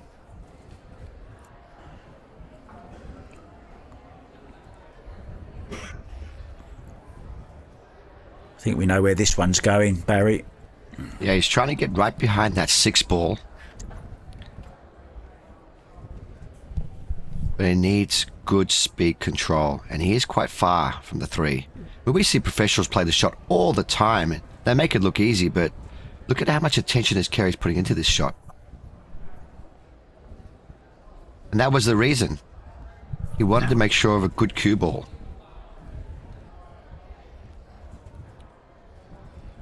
I think it matter. So yes, Billy can actually see this ball. I think yes, he can. This has been a long safety battle, Mark. The longest of the match. At the most crucial part of the match, 8-all. And that's how you play safe, Mr. Filler says. Check out my safety shot, Ko. Get out of this one. Huh.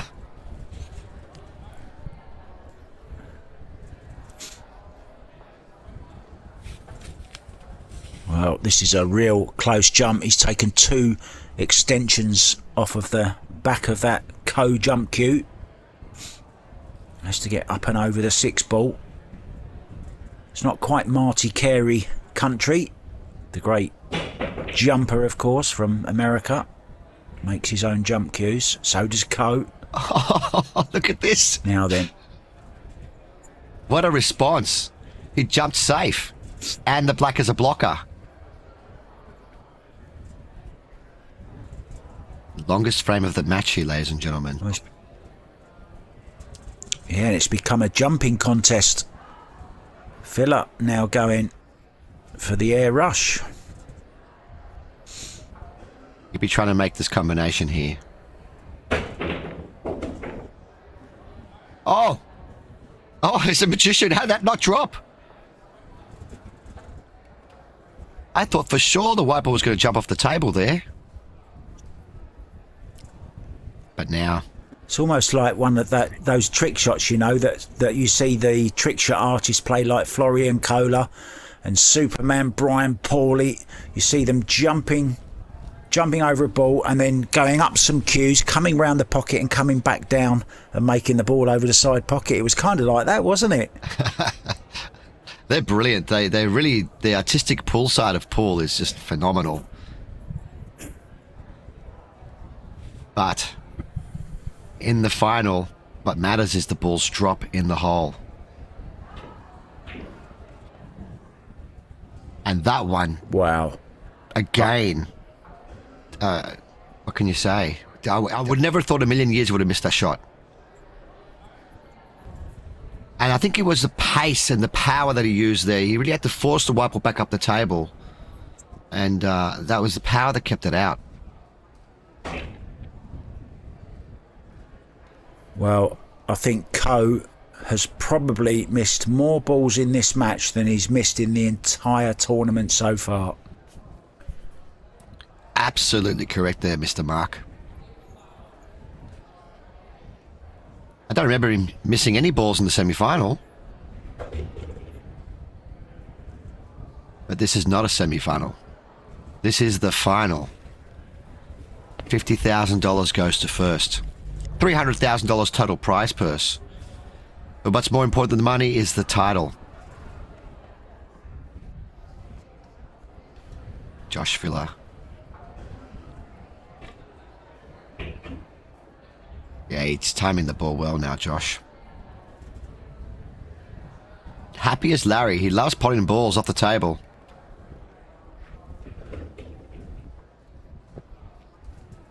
Well, it's the 17th frame of a possible 25. And it's going to be Josh Filler who goes into a 9-8 lead. Just the 9 ball to go now, which is, well, I don't want to say unmissable because of what we've seen so far, but I don't think he's going to miss this one. Oh, that's a big sigh of relief there.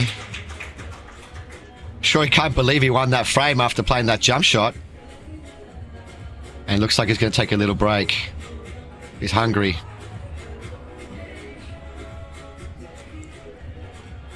Players can take a 5-minute break, Mark, and so will we. Yeah, I think there was a time during the tournament where he was saying that his stomach wasn't all that good. We'll be back, guys. And we are back, boys and girls, ladies and gentlemen around the world. Welcome back to Qatar. We're playing the Qatar Open 9 ball 2023. Both of these players looking for that $50,000 first prize. Runner-up, not too shabby at $25,000, of course. Losing semi-finalists Simon Kural and John Mora have already left the building. A bit like Elvis, with $12,500. With me, still in the booth, is Mr. Black himself, Barry Black. It's not Barry White, it's Barry Black. Yeah, when I was young, my friends used to call me Barry White, poking fun at me. But yeah, my name is Barry Black, and what a match this has been. Frame for frame, punch for punch, round after round. It's still 9 frames to 8 with Ko's break. It's still anyone's match. I can't pick a winner.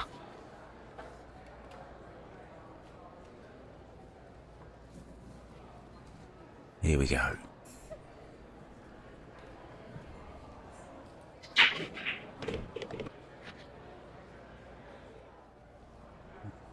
Familiar sight.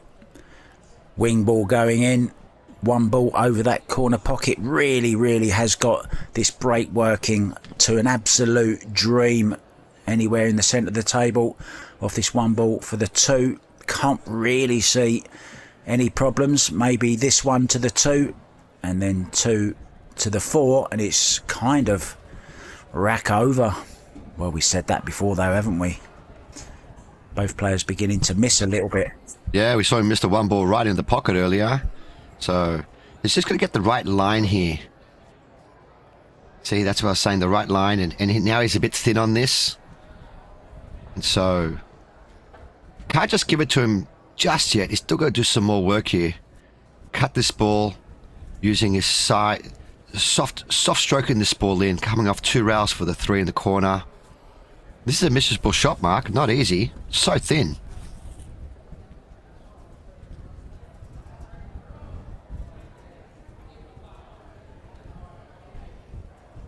Getting back up for the shot. Going to check his line again.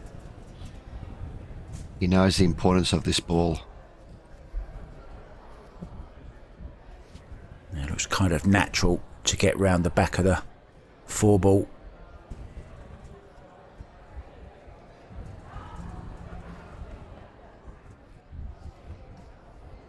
Oh, he's very edgy, isn't he?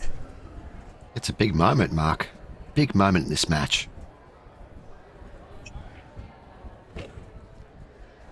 Beautiful.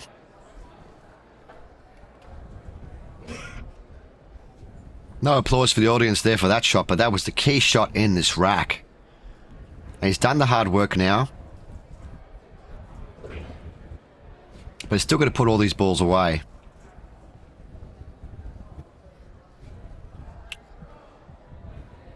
He's going to spin the white ball around 2 rails around the table to give himself angle on the 6.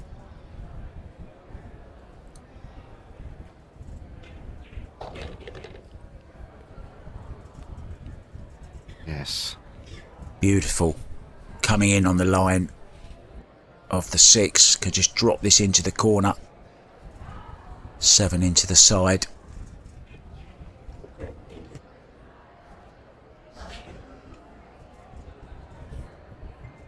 We're going to be level again, Mr. Black. Wow. Both players have played outstanding this match. Yes, there have been a couple of balls missed, but that's understandable considering it's the final in a high-pressure situation.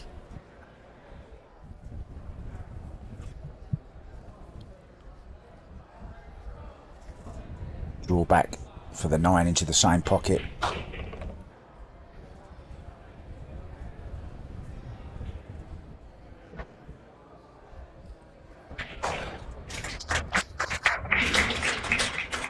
Wow. Both players not budging an inch. He doesn't look it, but he's a fighter, this little young co. He's a fighter, he's a warrior. He's got the heart of a lion on him.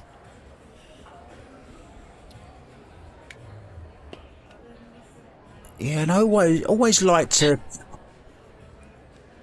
I always just like to give the referees a little bit of a mention, Barry. I mean, it's for the players, yes, of course, they're having to concentrate. Oh, there's Shane Tyree as well in the background there. I think I've just spotted, look, from the WPA. Good to see the boys out in force. Yeah, I was just going to say, the referees, you know, they don't get a chance to sit down when their opponent's at the table. They're concentrating on every single shot. So these referees are doing a great job under pressure, of course. I wouldn't mind putting a bit of tape actually on that carpet there. Like, I don't want anyone falling over on that carpet. Health and safety, that's a nightmare at the moment over there, look. Having a little check of the rack. Let's go, Barry. Let's have a look at this break that has been working very, very well for Ko Ping Chung throughout this whole match and indeed throughout the whole tournament. He's just timing his break so well, using the same speed every time, making the wing and getting that one ball to bounce just before the middle pocket and getting it to sit over the corner pocket. He makes it look so easy, but it's not. We go again. Get out of the way, 6 ball.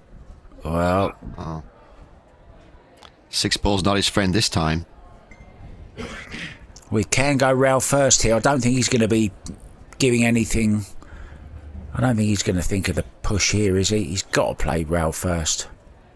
The one ball is quite far from the rail, and the six is obscuring an easy kick to it, so it's going to be deadly accurate if he's going to go rail first. If anything, he'd prefer to just, it's a shot to nothing. If he doesn't make it and he overcuts the one, he should still get safe with the one ball. It's just like a two-way shot. Now he's looking at the other option. He's going to push. He's pushing.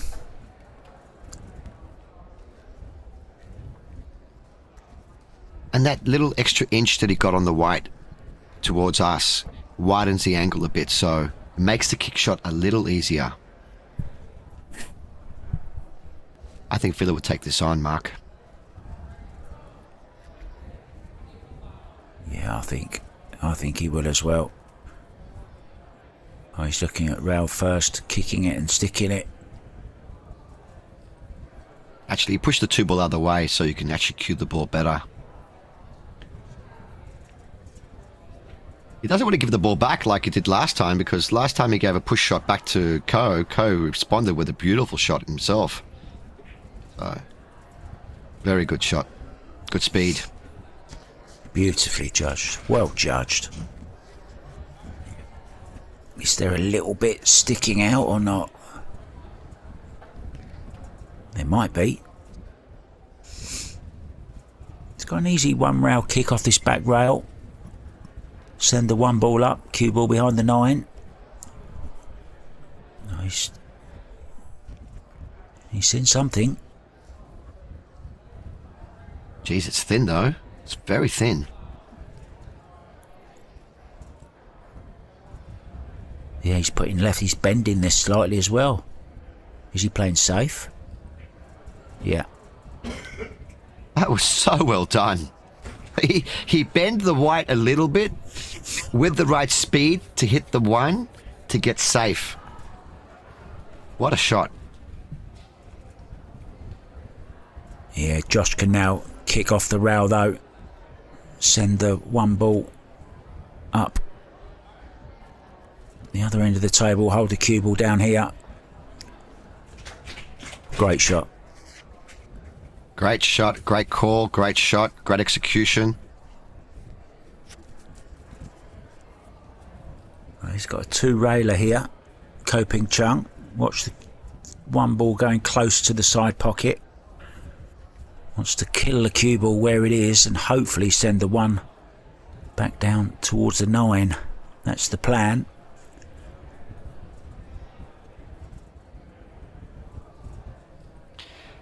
This is a very difficult shot indeed. The white ball is quite far from the rail.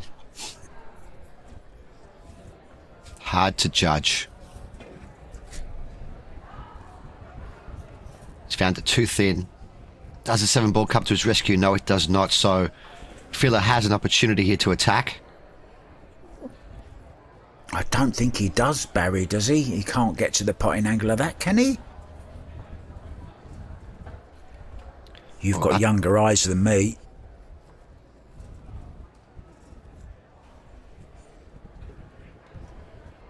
You're right. Oh, every ball moving on the table there, a bit like a pinball, wasn't it? But he's okay. Got the nice kisses. He has got to look at this again though. Could play a similar shot to the one he played a few shots ago, Barry. Where he played that nice delicate little shot with a lot of English. Might see some of the same here. He wants the one ball to bounce back up that line where the cue is now and get in behind the 2 and 4 ball with the white. Oh, he hasn't hit this. Yes, good shot. Has it leaked? It has leaked out. It has. It's gone too far. This is on now. Top right hand corner pocket. I think he can avoid the scratch.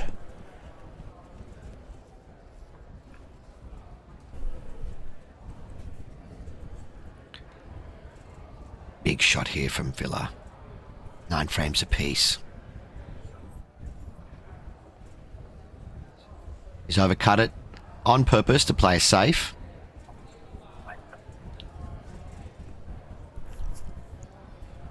Gee, I'm loving the safety battles here, Mark. We've had a couple of really good safety battles, extended safety battles, if you will. Both players showing off their skill and knowledge of how to trap their opponents. And this is what Chung's trying to do here. He's trying to spin the white ball around now, 2 rails, 3 rails possibly behind the 2 ball to get Fila snookered. Does he get behind the 2? Oh, he hasn't hit. He hasn't hit this very well. He hasn't hit it well. This is on, I think, to the top corner. He just found that 1 ball a little thick.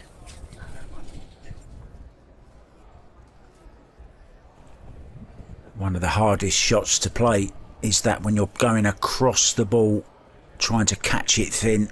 Very, very difficult.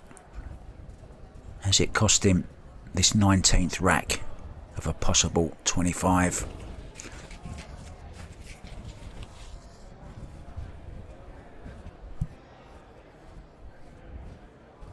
Short side now on this 3 ball into the bottom right hand corner after the 2. 4 waiting for the side. Oh, he could stun off and back out again. Now I think he can stun in between the 4 and the 8 here for the 4 into the same pocket.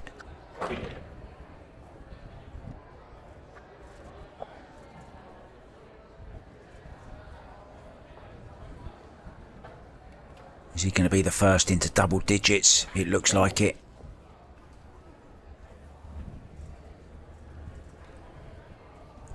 And Ko wasn't that far off with his safety shot. Just 1 or 2 more balls to roll with the white, and he would have had him solidly hooked. It's a game of millimetres, Mark. Yeah, and that you often hear people talking about how pool is easier than a lot of other cue sports because it's big pockets, and you know, it's not. It's still a game of millimetres, as you just said. You know, 1-2 millimetres out of position, and it can affect the next shot. There it goes. 10-9 then. Josh Filler, 3 away from the title of Qatar Open 9-ball champion for 2023. WPA sanctioned event, of course.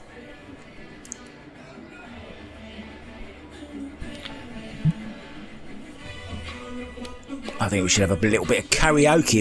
If I was there right now, I'd be jumping out of the commentary booth and going down with a mic in my hand, singing a little bit of Robbie Williams, maybe. Robbie Williams. I tell you what. Let me entertain you. Australia, what a great song. Fantastic. Well, these are certainly entertainers, aren't they? And Australia has produced its fair amount of great singers as well. In Excess, one of my favourite bands ever. In Excess. You are now showing that you have a lot of style. Great music. I could ruin that reputation and say I like Kylie Minogue as well. Oh, I love Kylie Minogue. And Danny Minogue, her sister as well. Do you want an interesting fact about Kylie Minogue? My stepbrother went out with Kylie Minogue for about 3 years. James Gooding was a model for Boss. And he went out with Kylie for a few years. Yeah, useless information from Mark White. Your stepbrother is a very lucky man. She's absolutely gorgeous. Now back to the match at hand. Filler stretching here deep to pot the 1 ball.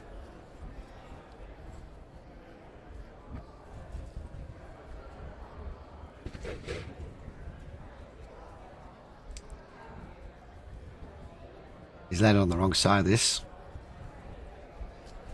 I'm sure he was playing for position in the other corner.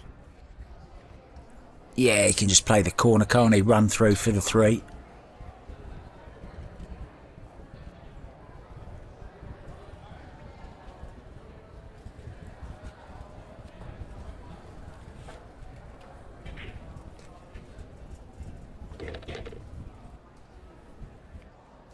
It's a good shot of his cue action there. Deadly straight. I noticed he's put his watch on his right hand.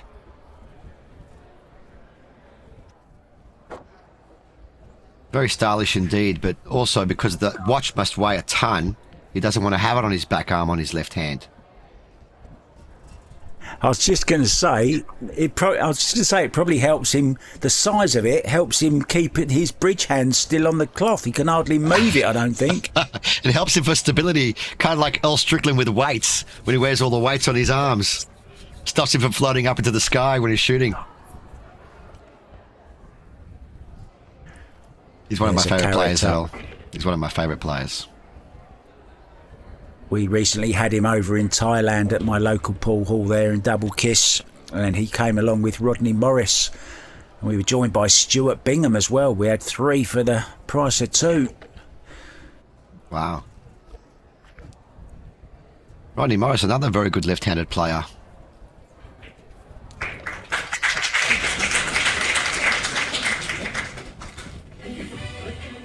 Oh, there's a first 2-frame difference there, and Ko will take a very timely timeout. And we are back, getting to the tail end now of this 2023 Qatar Open 9-Ball Championship. Josh Filler with his nose in front.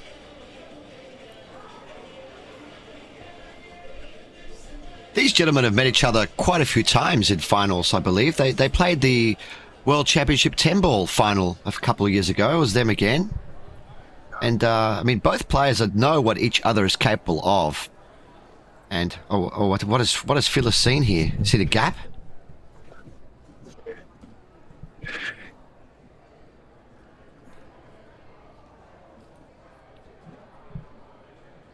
Yeah, that's the turtle rack they're using there, I believe. Is it the turtle or is it the magic rack? I'm not quite sure.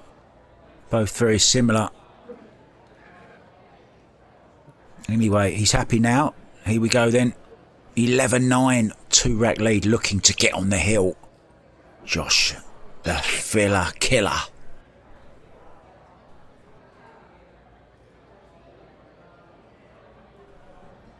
Looking good, Barry. Cast your expert eye across this. What do you see? What do I see? I see an opportunity for Filler to put himself on the hill because no 2 balls are clustered. The table is breaking really well. It's kind of breaking easy, to be honest. Both players are breaking well, but there's nothing difficult for him in the sense that he has to break anything open or there's a ball on one side of the table, another connecting ball on the other side. They're all close together. They're all kind of connecting.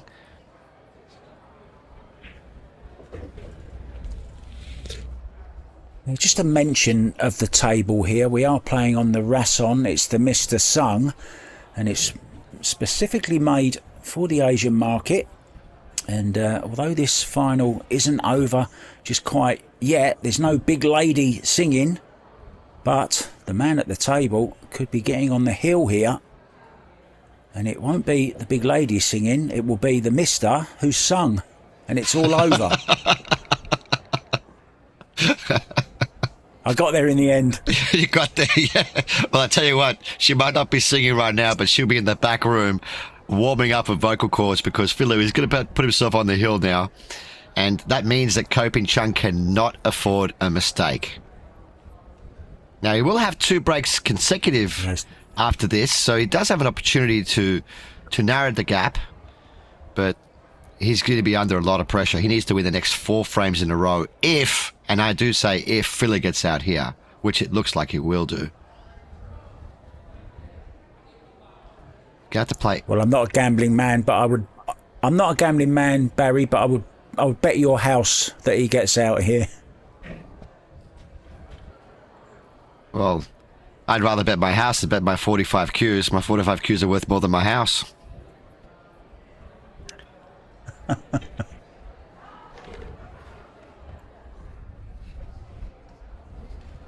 What was your address again? Where do you live?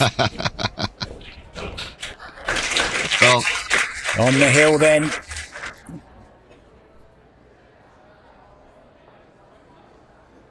these are the moments, Mark, where I wish I had a microphone inside a pool player's head, because I would love to hear what both players are thinking right now. I mean, Phil's probably thinking, I need 1 more frame for this title, and Chung's probably wondering, thinking, I need 4 in a row.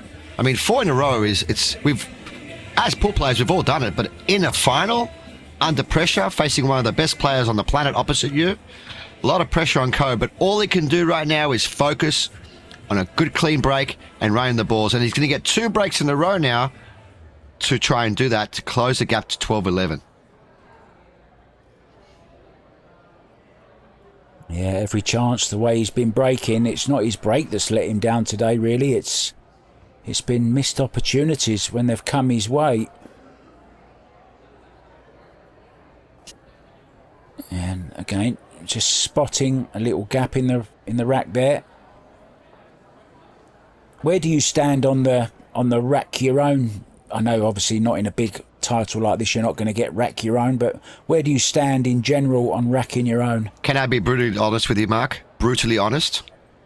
Well, please do. Yeah, even with a magic rack, and I know a lot of the top players were aware of this, even with a magic rack, you can do certain things to the magic rack when you're racking your own to put the balls in your favour. Like you can actually mark the table and whatnot, but there's certain things you can move the balls around slightly, put the magic rack slightly diagonally. So me personally, I prefer a referee racking the balls. Someone that's impartial, someone that's neutral, someone that's paid to the job, and then both players have equal opportunity at the table. That's personally how I feel. And I'm really passionate about this as well, if you can't tell from my voice. I can tell. I was just going to say, calm down, Barry. It's just a game. But it's not a game, of course. They're playing for $50,000 here. And a great break, but hasn't got a shot on the one. He's definitely going to go rail first for this one, though, isn't he? Try and make the one. Has to avoid the 8 ball, though, with the cue ball. Is that the 8 up there, or is that the 4 up there? Might be the 4 ball. That's the purple 4, Mark. Yeah, purple 4. Oh, good call. See, didn't avoid it. He hasn't scratched. Oh dear, oh dear. Yeah, couldn't be off it because, you know, he had to play it with lots of left-hand spin to make the angle, to make the one. Unlucky, though, to scratch off the back of it. Well, could that be the last shot for that young man sat in his seat? Will he get out again, other than to shake the hand of the German? That's heartbreak there, because I really wanted to see Ko back-to-back break and run and close the gap, but like you said, I believe that could be the last shot he had in this match. Joshua Filler, you know, you never really see him falter towards the end of a match. When he sees the finishing line, he doesn't sprint, he goes light years fast after the finishing line.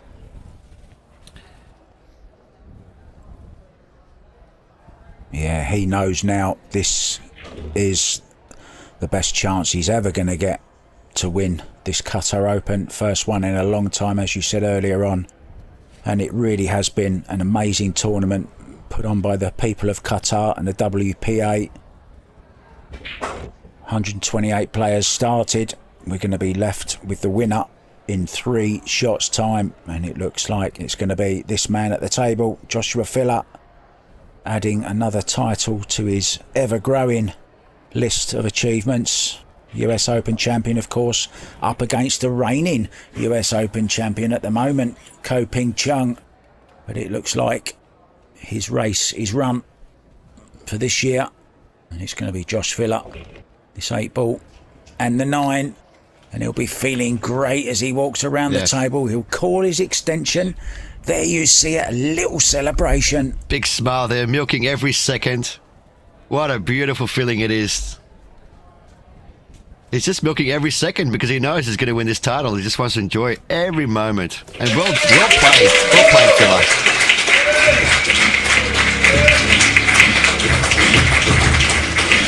Yeah, and as he made that 9 ball and turned round, he looked up to the heavens and touched his heart, and that was for a very close friend of his who died very, very recently, dedicating the win to him.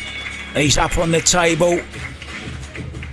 He's going to have to pay for a new cloth now, but he can afford it. He's just won $50,000. Chung, of course, with $25,000. Not bad as a runner-up. Barry, it's been an absolute pleasure, mate, to commentate with you. And I'm sure we're going to be back with more in the very, very near future. All it remains for us to do is say goodbye. Thank you, Mr. Mark, and it's been an absolute pleasure. And thank you to everybody out there for home joining us. Catch you all next time. Bye for now.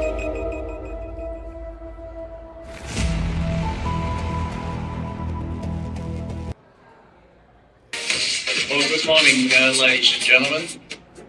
It's a great feeling to be back here in Qatar and to witness a magnificent event that the Qatar Billiards and Snooker Federation have presented today. It's as good a final as I've seen in all the years I've been watching the game of nine ball. Congratulations to Joshua Filler and for coach Chung. They've put on a great effort here to show you how the game should be played. I'd also like to congratulate the Qatar Billiards and Snooker Federation for the magnificent venue they've presented for such a worthy championship.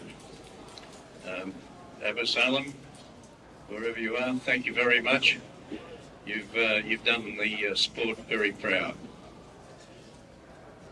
This is really refreshing for me to be back in Qatar.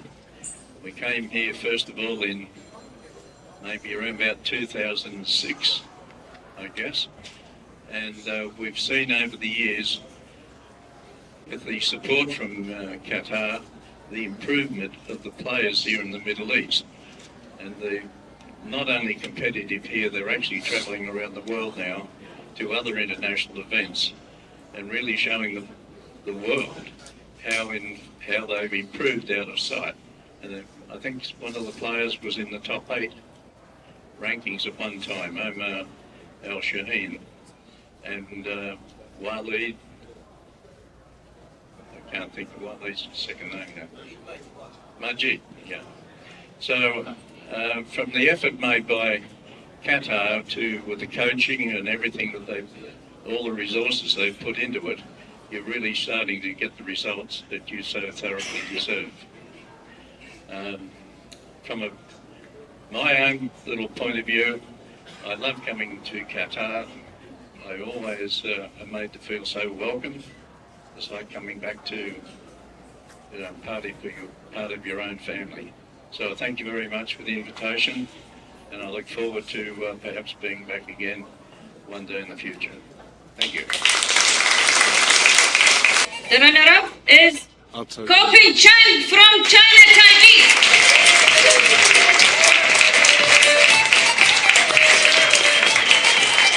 middle.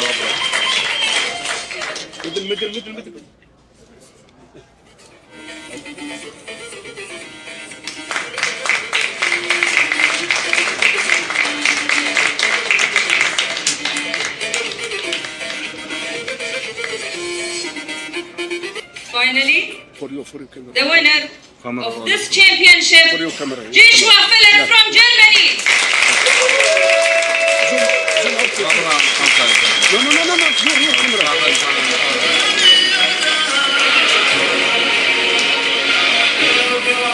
Look who we are the dreamers, we make it happen, cause we believe it. Look who we are the dreamers, we make it happen, cause we can see it. It's too long, making the passion, the respect, oh yeah.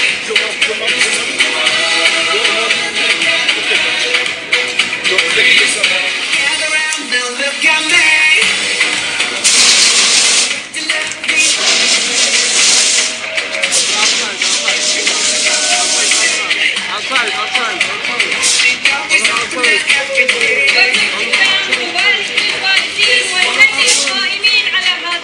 بنجاح الاستضافة أشكر وصول الجميع على حضوركم ومشاركتكم والسلام عليكم ورحمة الله وبركاته. Cause we believe it. Look who we are the dreamers, we make it happen, cause we can see it. It's too